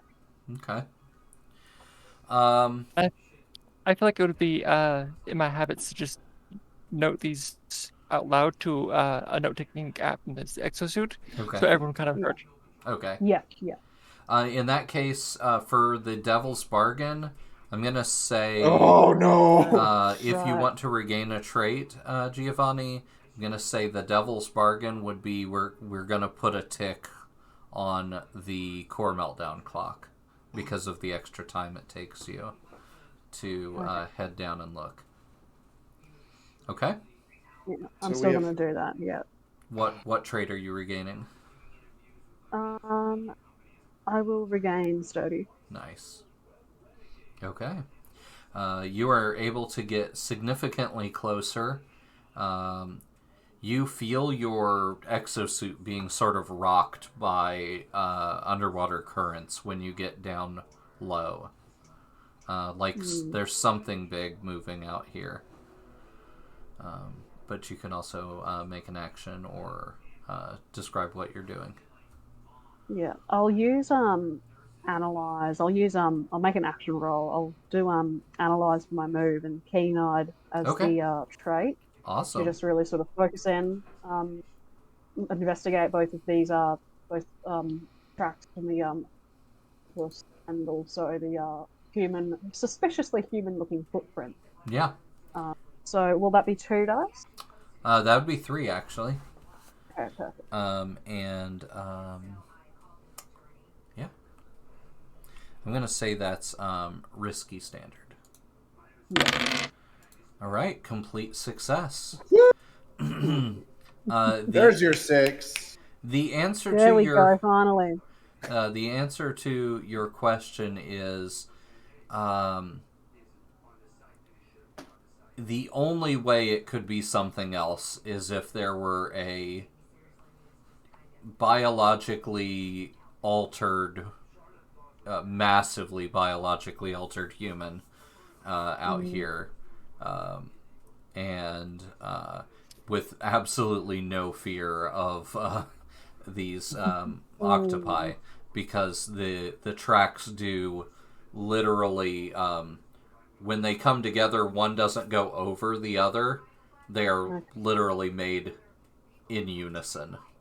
So the answer is a very likely that there is some sort of morphing. And Giovanni would take notes on this, sharing it with the others as is done before returning back to the group. Okay. You start climbing up. Yeah, go ahead. So what I'm seeing is on Earth, the octopodes have the ability to camouflage themselves, and that's exactly what they're doing. That's what I'm going to work as. They're changing their own physiology to mimic us for whatever reason. Cool. Captain, you are the highest up the ship. You have activated your anti-gravity, and you have taken your first couple of steps upward. You look back and you see your 2 compatriots, one lagging a little behind and the other is down on the ground taking notes. But you shine your lights down there, and they look like they're completely alone, at the very least. I think I'm getting very stressed now, and I'm like, okay, look, we need to move. Yes, science is good. That's what brought us here. But now we need to leave. Science, leave now. And I'm like, still like not trying to slow down too much. Like, come on, come on. Captain says move. You feel a current kind of wash over you, and your suit kind of Immediately turn off the light. Your the sensors on your helmet start to react. They start putting little circular outlines to show that something is touching your helmet from the outside, and you immediately recognize the circles as being octopi suckers. This is what I was afraid of. But judging by you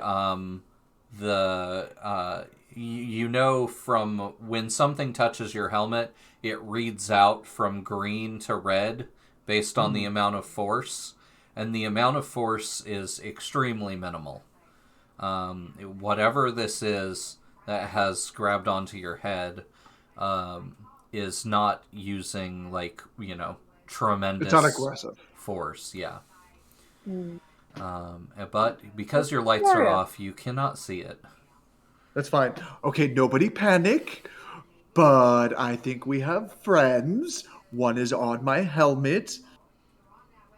And I'm like I'm still moving upward. I haven't stopped. I'm like, okay.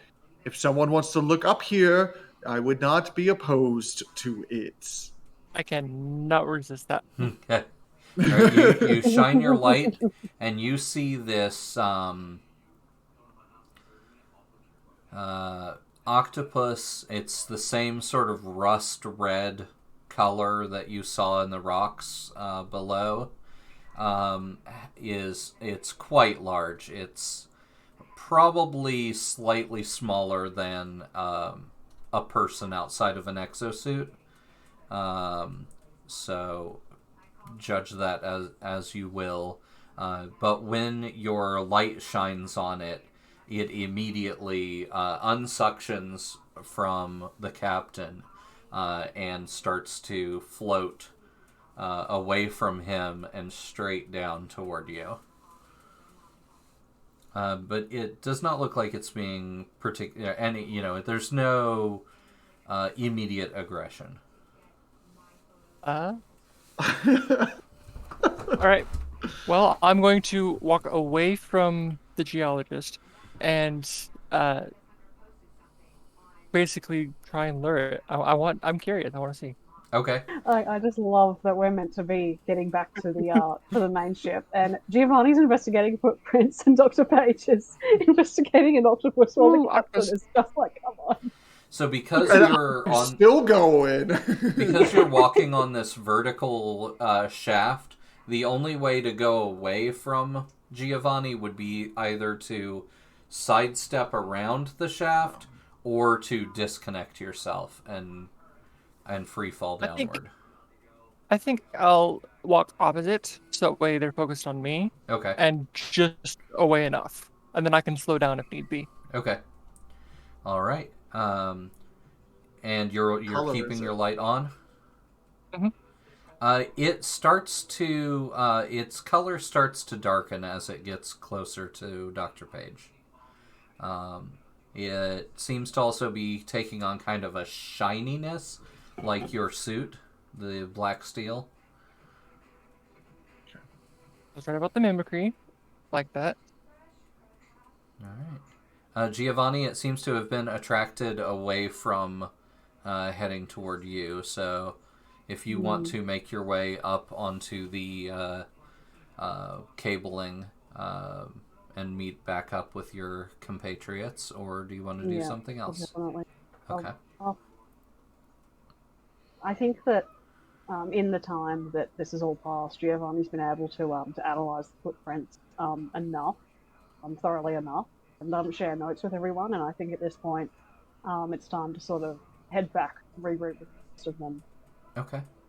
As you're engaging your propulsion and making your way upward, you see the elevator doors at the base of the core open, and you see some of your crewmates walking out wearing their normal civilian clothes and no exosuit.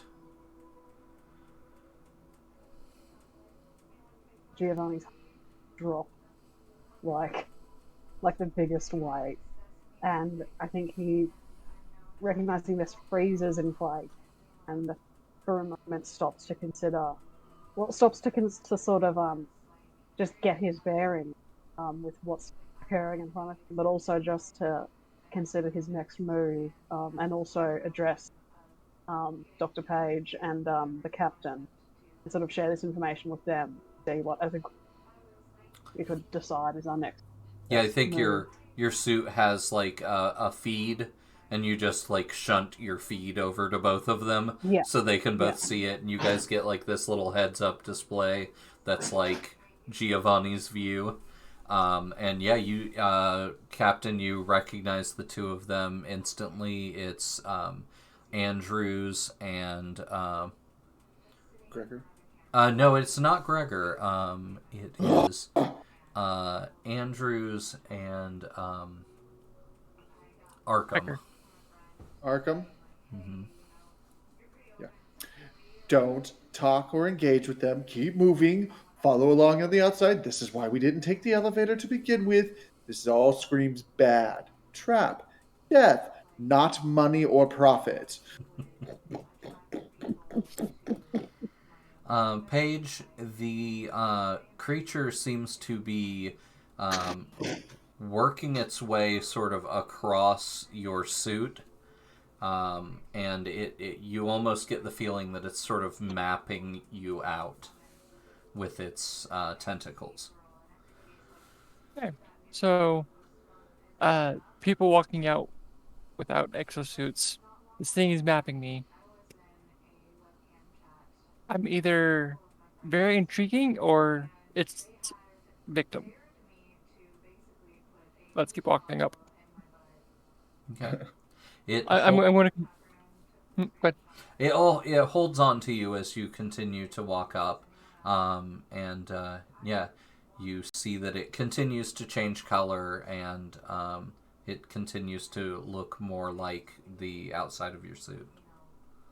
I'm just going to start talking to it idly and try, like ask it questions just to see if it engages. Okay. How's your day been so far? Do you like how much sun you Oh, you have lovely weather down here. Are you? Giovanni, the two Arkham and Andrews start swimming up toward you. Um, like there isn't, Swim away. 8,000 pound feet of pressure down here. Yeah, they're completely able to. They look like they're breathing in the water and Okay. swimming up to meet you. Okay, in that case, um, Giovanni does have a flare gun earlier, right? Yep. Yeah. All I'm three of us did. considering. Yeah. I'm Did. considering just because of the worrying circumstances, maybe to sort of mimic what the captain did earlier and sort of fire one off to the side as a potential distraction, just to see if they are attracted to it as opposed Okay. to myself. Awesome. I'm gonna call that a 3 dice fortune roll to see how they react. We have a complete fail. No. The two of them stop their movement, their forward movement toward you when you pull out the flare gun. You fire it off to the side, and you watch as their eyes follow it, and then they both look at each other, and like they're silently communicating to one another, and then they continue to swim toward you rather than away. Like octopods. Oh no. Yeah. Illithids. In that case, hold on, let me just check.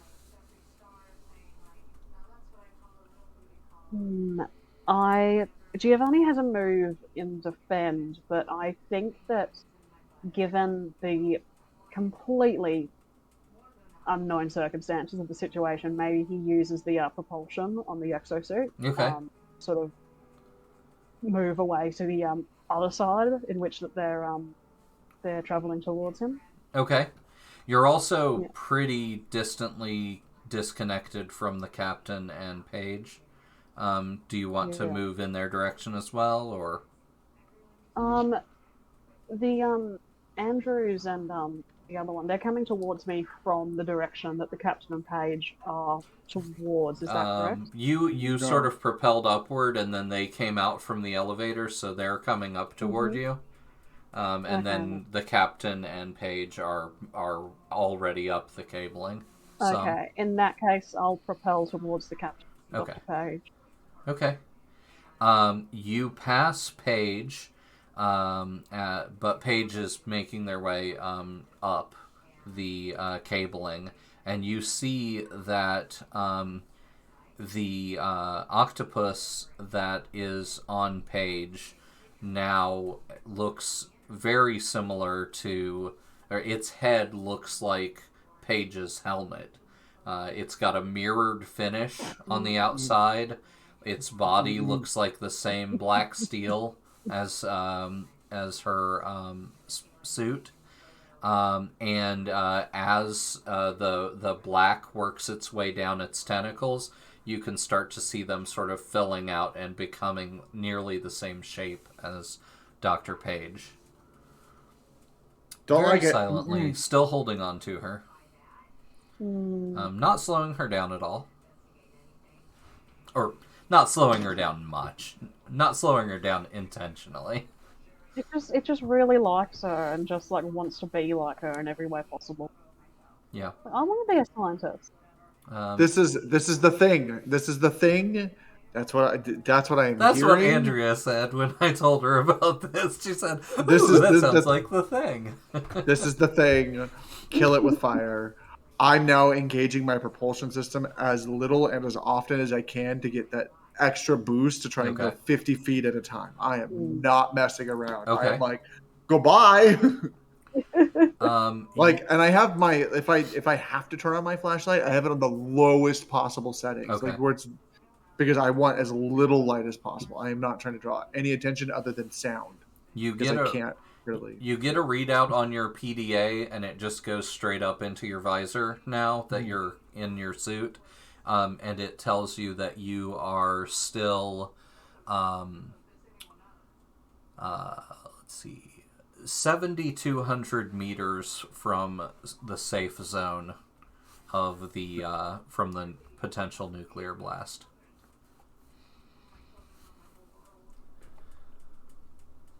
Hold on. The ship that's about to explode is up above me. Yes. No, it's the one here on the ocean floor. Oh. Yeah, the nuclear reactor's at the bottom. Correct. Yeah. I thought it was at the top.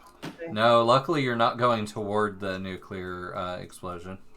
I would have tried to fix the blockage so there wouldn't be a nuclear explosion at all. Okay. That's what I was doing. Let's put the vent then. Let's put it up some. Where nearer to where you are. I was heading. That way, it makes more sense because if that's where you meant to go, yeah. Yeah, I thought. See, the way I was imagining it was like the oil rig picture was like the main ship is above the water, and there was an elevator down. No, yeah. That's what I had asked. That's why I was okay. asking some of the stuff that I did. You're like, oh, it's 300 meters. I was like, oh, okay, so it's up on the. Oh no, that up there is 5 miles up. Right. Yeah. The nuclear stuff is down here on the surface, but we'll say that the vent that's blocked, that's causing the trouble, is up a little bit. So I'm heading you're straight almost there. toward it. Okay. Yeah, I'm heading straight to the vent. I'm gonna try and clear it. Well, you don't have anybody on you, so yeah, I think if you're making a beeline for it, we'll say that you reach it, and yeah, you can see that it's closed, but the access. The electronic access is still appears to be working. Into it creatively, clear the blockage. Okay. I will burn them all, and then if I have to use greed, I will use greed to get fastidious back. All right. Yeah. I'm gonna say let's do risky standard on that action only because this is it's a intense situation. Is it still 3 die? Yeah. Sick. Oop, wrong button. There we go. I mean, partial success. Okay. I'll take it. I'll take that. All right. So you lose the trait, and the. Okay. And for the partial success, we're going to say we're going to add 1 to the clock of core meltdown. So we are now at 2 out of 6. At 6, it will melt down. So it takes you a minute to get it working because when you first enter your codes, everything goes through fine, but it's like mechanical failure. And you have to end up, taking off one of the panels.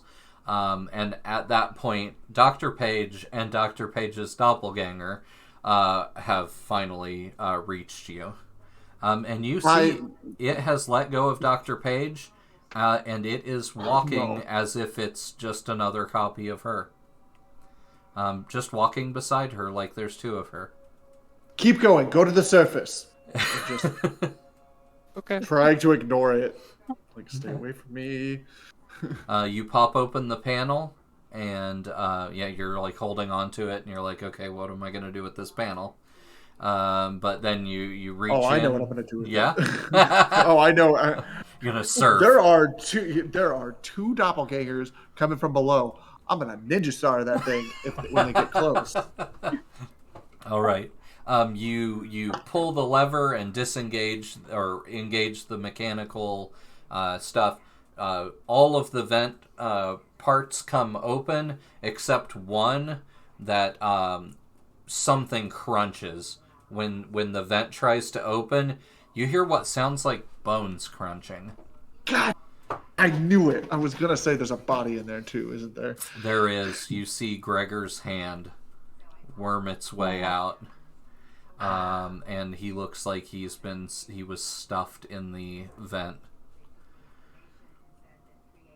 And I'm that's gonna when pull his body out and throw it down. I don't care. that's He ain't when money. that's when you see Gregor crouched right above you. You look up and you see Gregor out of his exosuit, straight above you, with his hands wrapped around the shaft, and he's staring at you intently, and he looks at his body quizzically as you pull it out of the vent, and you feel sort of a blast of heat, and the Geiger counter in your suit starts to ping. But I'm going to say that we're going to reduce the clock by 1 as well for that. Because you have restored some of the functionality of the core. So there's a possibility of getting this ship back in working order. Okay. Paige, Giovanni? Captain? You all That's have... what my next thing is, to try and figure out what else is wrong to keep this ship afloat. Like, if I have to go back down and go in, like, I'm disengaging and plummeting if I can. Gregor is slowly climbing down the shaft toward you. Or, I guess, Gregor's doppelganger, that is. Can I see what other problems the ship needs to get the clock to 0 and keep it at 0? Yeah, I would say interfacing your PDA with the ship's computer here would definitely give you more information. But Gregor starts to get a feral look in his eyes, and he kind of breaks into a crawling run straight down the shaft toward you. It's a good thing I still have this panel. Yeah.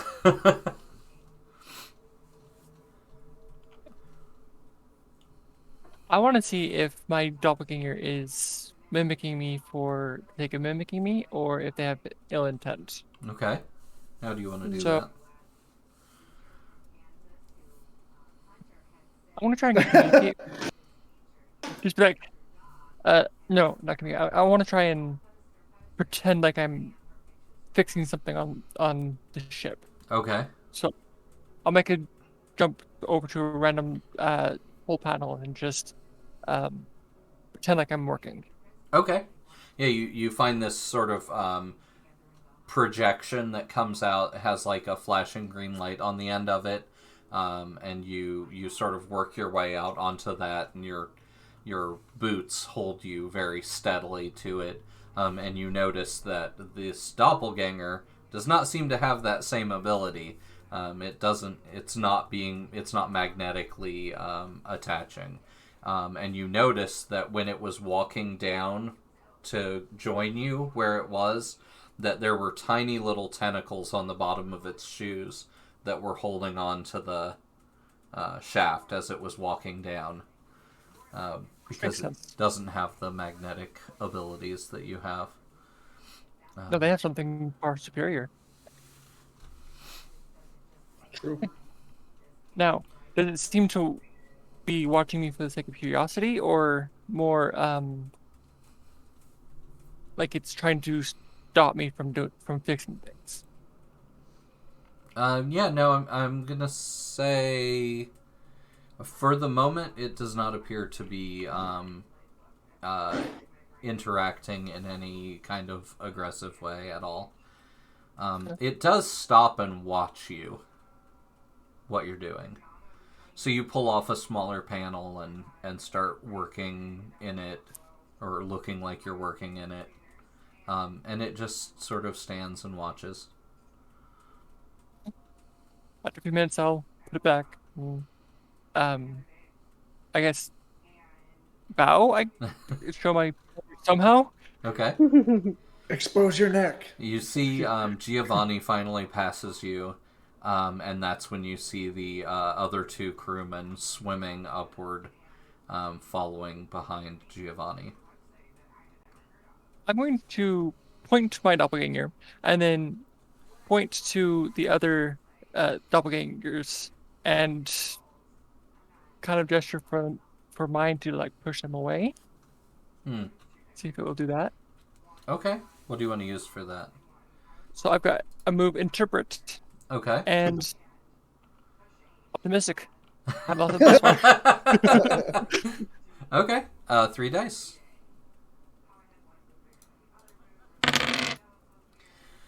Partial success. I think it does move in the direction that you indicate. And when it gets gets in contact with one of the two, with Andrews, and the two of them sort of lock eyes and stop together, while Arkham continues upward following Giovanni. And when Andrews reaches out and touches your doppelganger, his hands start to turn black and shiny and start to expand. And he starts turning into a doppelganger of you as well. Oh, cool. I will tell them that. They do it way faster than it did the first time. So when it transferred that information, he was able to do it much, much faster than before. Guys, we have telepathic octopodes. They may be curious, but there's 2 of me now, so be warned. Or 3 of me now, so be warned. I don't think that's necessarily the case. Gregor is now trying to kill me after That's a finding good the one stuff in the vent. Yeah. Yeah, Gregor's hand that was in the vent came off when the machine opened. And so you have his hand as well as the panel. And then you have Gregor's doppelganger, who is bearing down on you and facing off with you.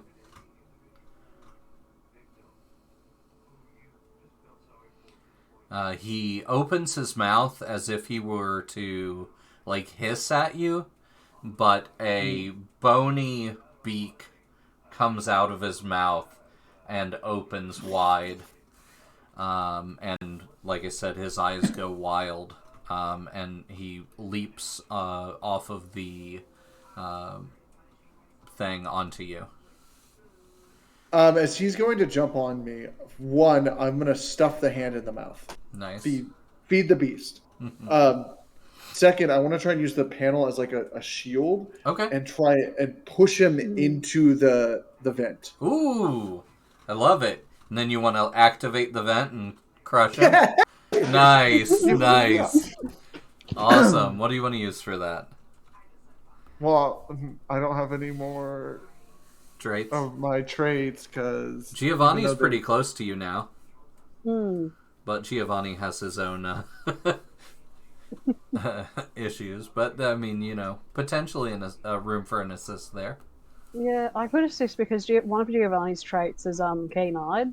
Mm-hmm. And maybe that could Gotcha. sort of focus on getting him in the perfect, shoving Gregor Doppelganger in the perfect spot in the vent to be able to invade it. Yeah.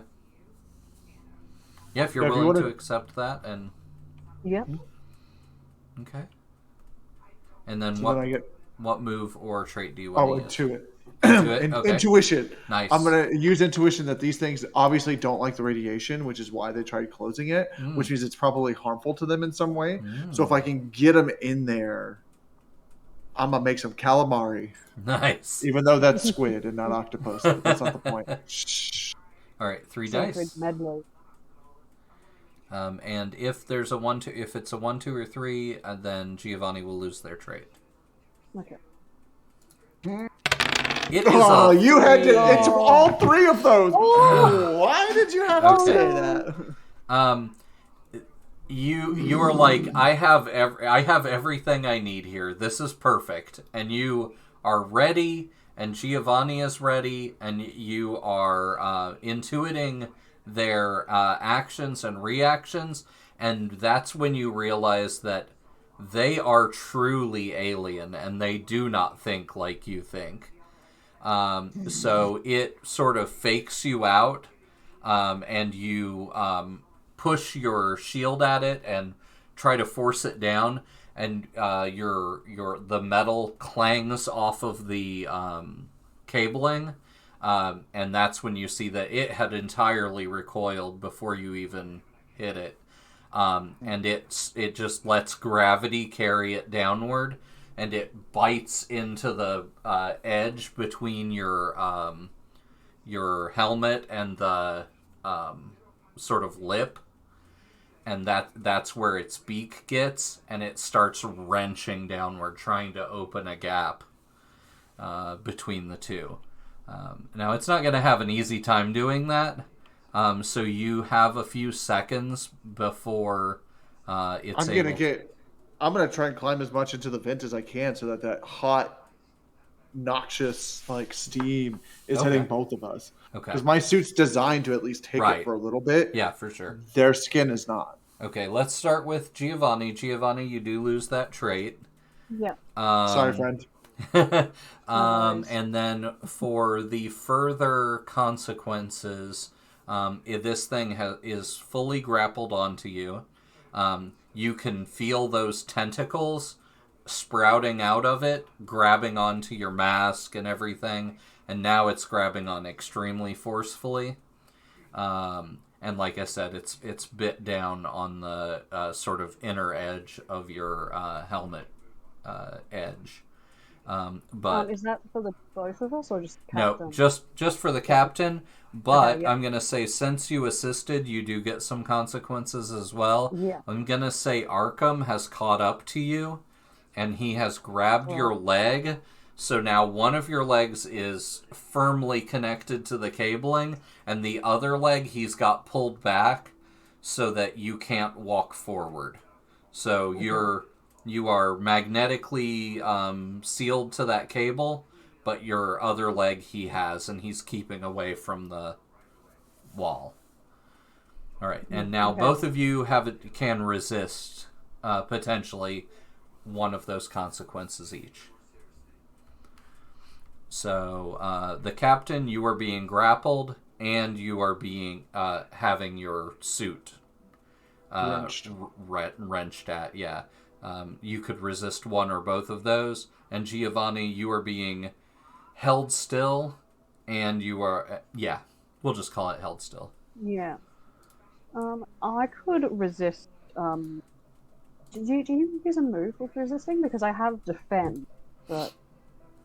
Yeah, you can when you resist, you get to use a move and a trait, or just a move. However, if you use just a move and you need to spend a trait, you will be taken out. Yeah. If you don't have one. Correct me if I'm wrong.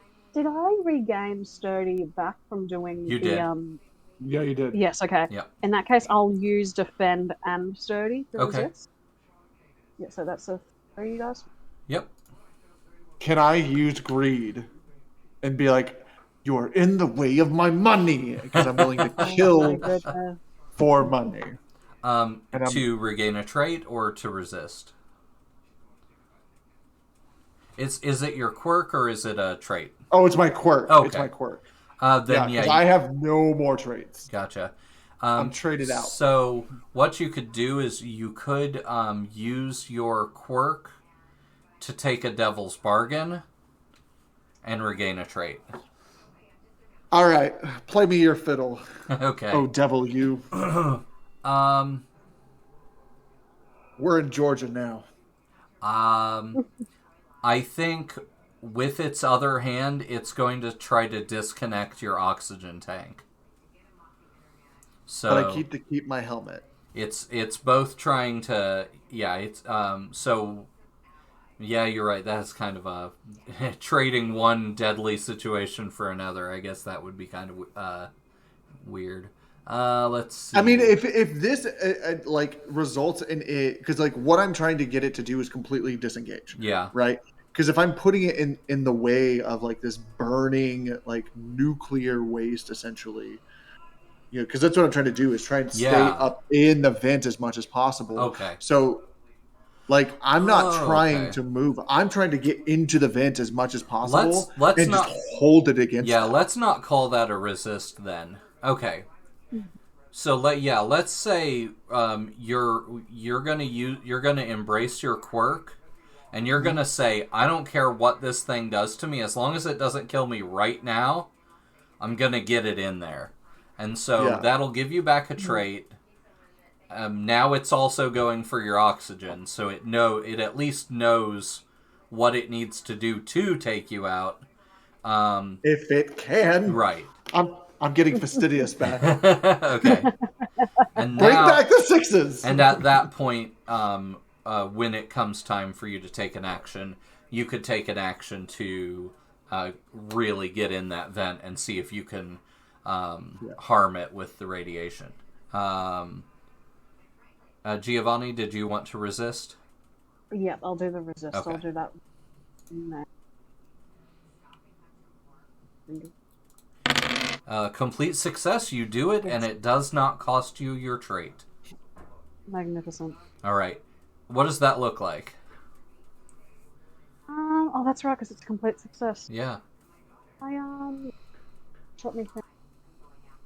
I'll say that Arkham has grabs Giovanni's leg and sort of half pinned him to the cable and also half pulling on his other leg, expecting him to resist. And instead, Giovanni just complies and goes completely still, sort of just going along with what the doppelganger wants, to the point where the doppelganger starts to wonder whether, like, why is he not resisting? This is what's supposed to be happening, and maybe just lets go, and Giovanni just stays completely still, waiting for it, and won't move again until it's like a good distance away from him. Like, even if it's looking at him inquisitively, trying to figure out, he's just completely still. Yeah, the two of you sort of start to fall backward together, and then you re-engage your stuff and shoot your propulsion, and you slam back into the cable while he goes and sort of falls away, and then has to try to swim back to you. So yeah, you've completely disconnected from him, but now he's pissed. He's like, okay, now I'm coming for you, for real. I'm not gonna be fooled by that again. Dr. Page. Yes. Well, how are they interacting with me? Am I a threat, or are they just sort of like... Currently, you appear to be safe. None of them are like trying to get into a physical altercation with you. But the two doppelgangers of you, you do notice that something changes when they have the numbers advantage over you. Now that there's two of them, the look in their visors has changed slightly. They look like they're becoming hostile. Okay.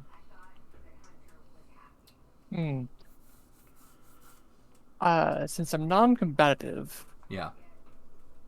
I think I'm going to do the fourth Evan fighter flight. I want to fawn. So I'm going to appear to be complacent. I'm going to offer them whatever they want. I'm going to show them that I mean them no harm. That I will swim away if that's what they wish. Okay. So that would be an interpret. Sounds good. If you want me to do an actual. Yeah. We are coming very close to 10:30, so we will have very few actions remaining after this. Okay. If this works, The intent, I know how to wrap this up. The intent is to convince them that you are not a threat and that that you are willing to comply with anything they want. Okay. All right. You can roll that. Are you, did you use a trait? I'm also going. Yeah, curious. I want to see if this happens. Okay. Mm. Nice. That is a partial success. I think one of them immediately understands what you're going for, and is just swims off upward toward Giovanni and the captain. The other one stays with you, but so we're gonna say you're in a slightly riskier position because it's staying so close to you, but it's not actively attempting to harm or assimilate or take off your helmet or anything like that. Borg. Yeah. So I'm going to gesture to me to swim away, Okay. so they can finish off those two. Wow. Wow. Okay. So you're going to try to disseminate that information to all of them. Understanding they are psychic, at least to some ability, that is the hope. Okay. I Oh my think goodness. for a devil's bargain on that, you could make that even clearer since you are the only one with a flare gun left. If you dropped your flare gun. Done. Okay. I'll give you a die for that. Oh my God. And since Giovanni and the captain are We both didn't above even you, roll the one. I switched my oxygen tank for you. Come on. Oh wow. that is a complete success. Yes.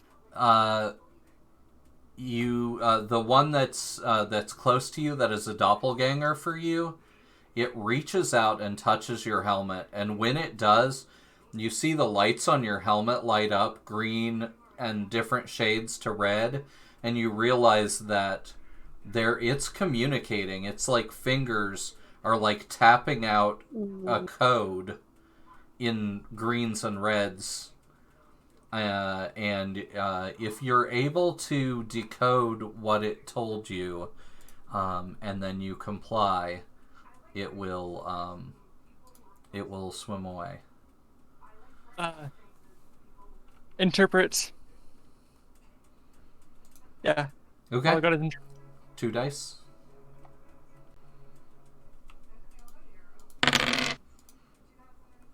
I'm going to try and resist that by giving it an extra piece of information I think it might want to know. If it's trying to take these two out, it'll need to know how to open up the exosuit or damage it. I feel like the only it tries to tell you an entire phrase, but all you get is starfish.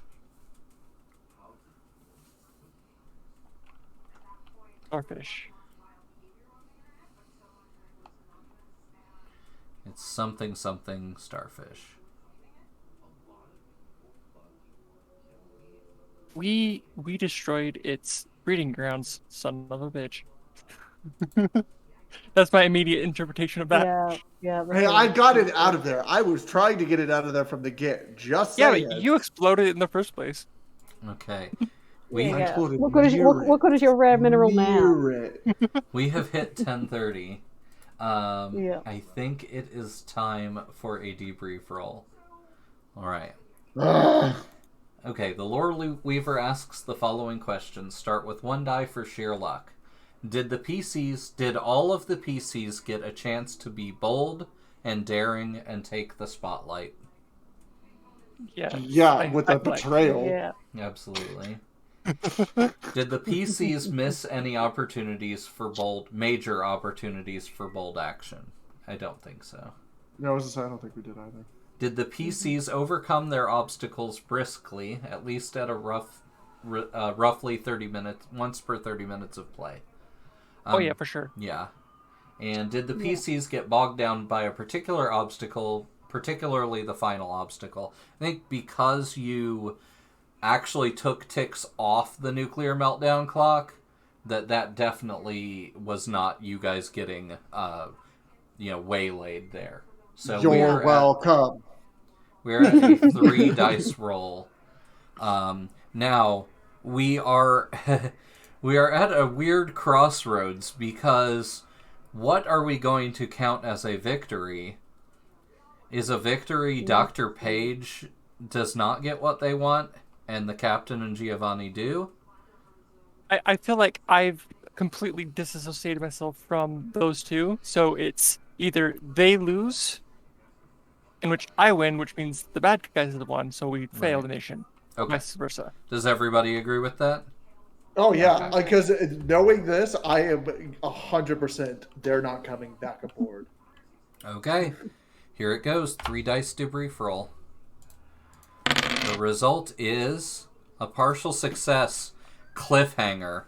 The PC's situation is extremely dire, and while their goal is within reach, we may never truly know who won. Well, I love So that. I'm open-ended so feels angry. ending.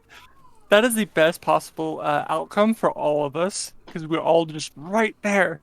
I feel like it ended with them swarming me as I'm trying to kill the Gregor clone, and I'm just like, all right, and I take everyone into the vent with me. Yeah, I see you looking up and seeing Gregor descending on you, but also seeing your light shining upward and seeing 10 more octopi swimming down toward you and shape-shifting and becoming clones of either you or Gregor.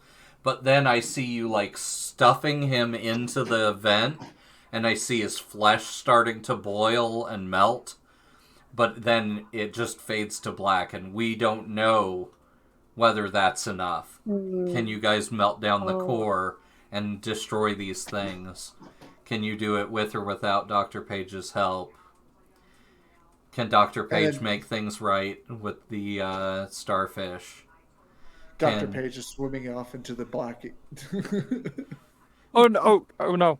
I fully expect to be helping the octopodes, if that's the direction they allow. What's Dr. Giovanni's sort of last? What do we see them end on? Giovanni watches the situation happening for both the captain and Page, and sort of sees that the situation is rather dire.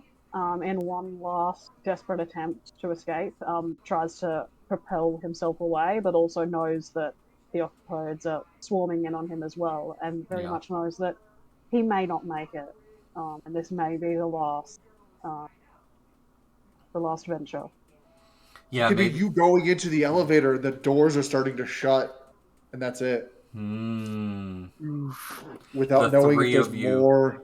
Yeah, the 3 of you completely separated from one another, unable to interact. Yeah. That was terrible and and awesome. I loved it. Yeah, our first cliffhanger. That is the first time we've rolled cliffhanger. So, Hell yeah. yeah. Does anyone want to share their secrets, as if they weren't fully shared there at the end? But anybody want to share your secrets? Mine wasn't. Yeah.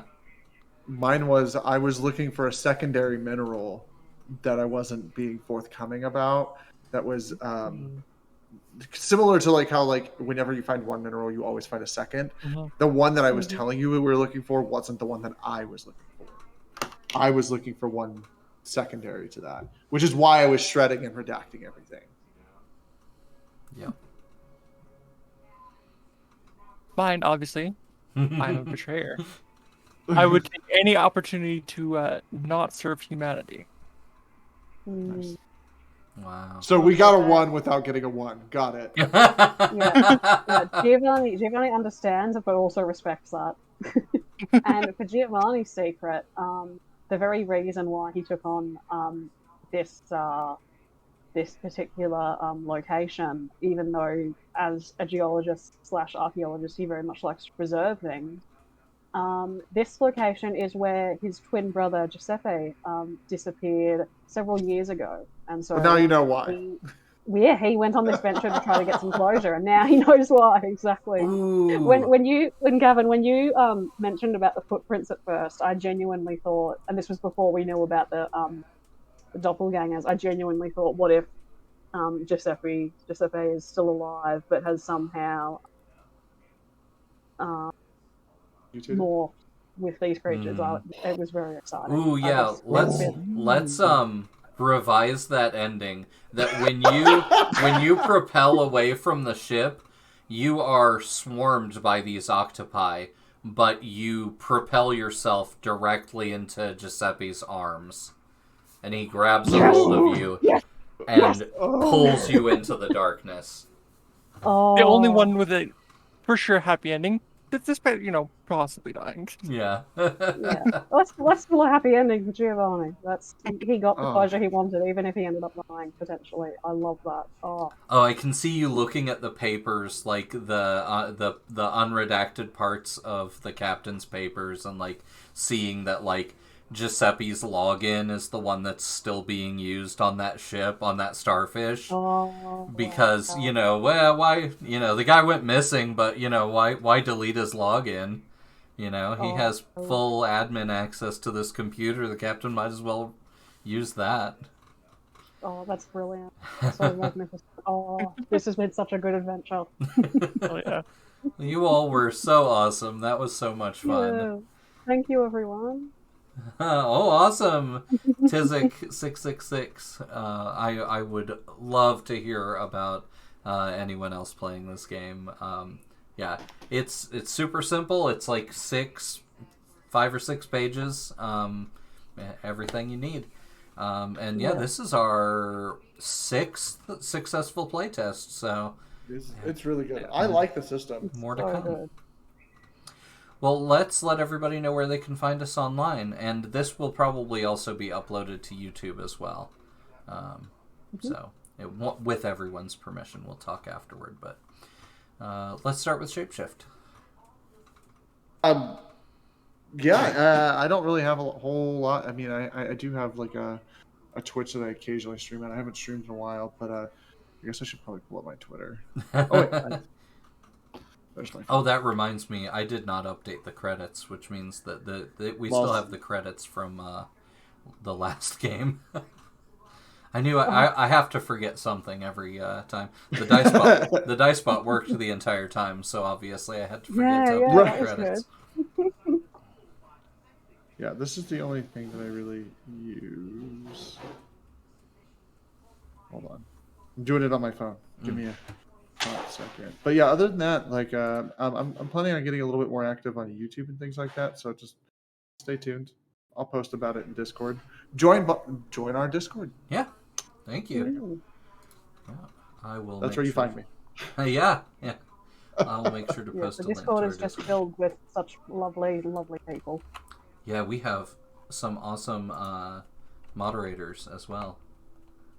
Isabella. And Altrom Ferry and Rebecca Dementia even moderates sometimes for us. So there is Shapeshift's link. And Isabella, you want to let everybody know who and what you are? My name is Isabella. I'm an author and fan-based content creator for Balsamic Games. Yes, I'm putting that in. You can find me at my link tree at linktree.ee/IsaBelladonna, or on any platform at either IsaBelladonna or Isa_Belladonna, because someone. Anyways, the best place to get a hold of me is through the Balsamic Games Discord. I also have my own, which you can find through the link tree. Or through your Patreon. Oh, yes, through my Patreon. You have a Patreon? Patreon or Ko-fi. Yeah, some awesome content coming to your Patreon soon, probably. Yeah, is a broad. Awesome. Yeah. Mew? You can find me across most social media platforms at Miss Mewachu.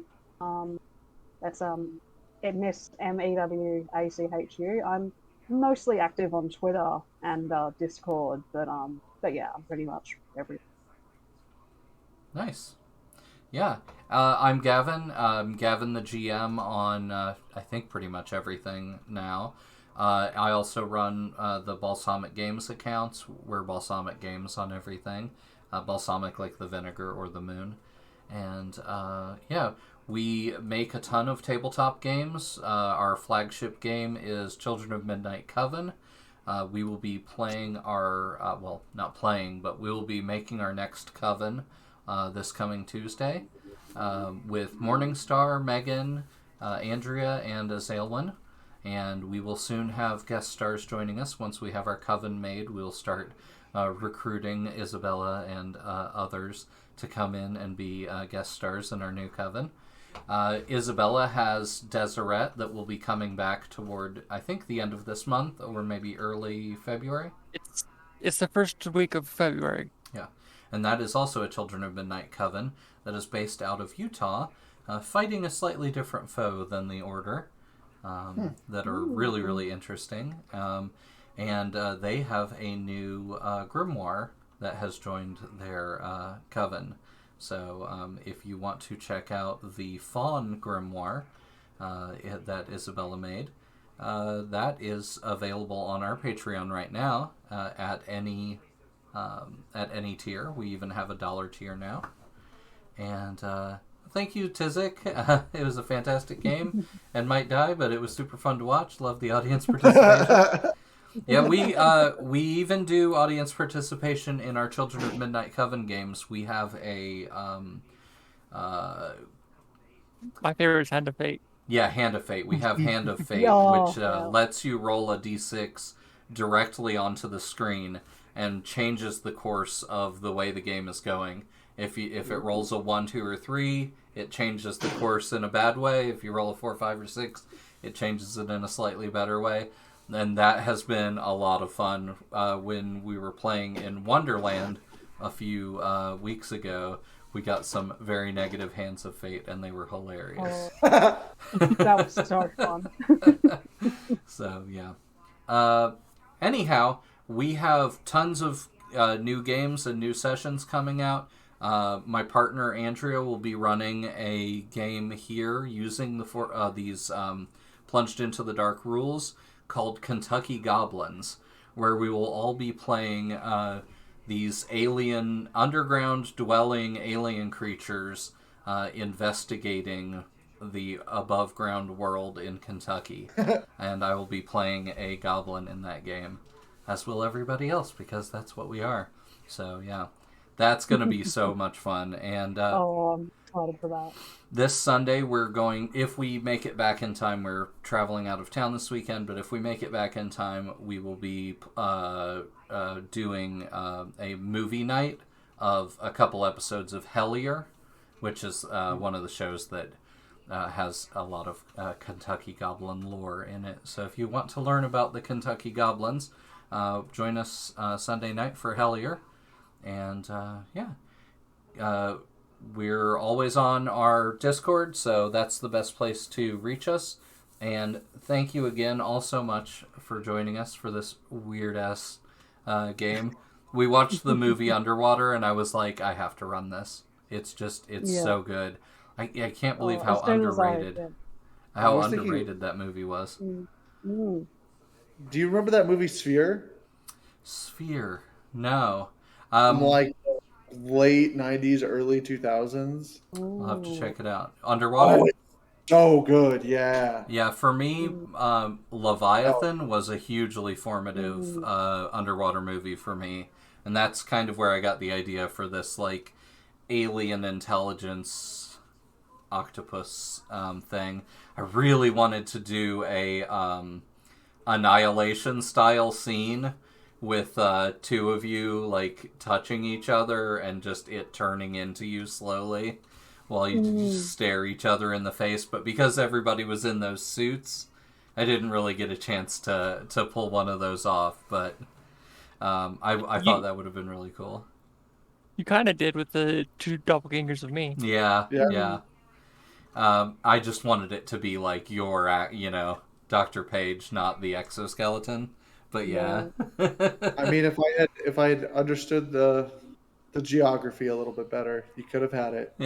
Yeah, if we'd have gone in from the bottom.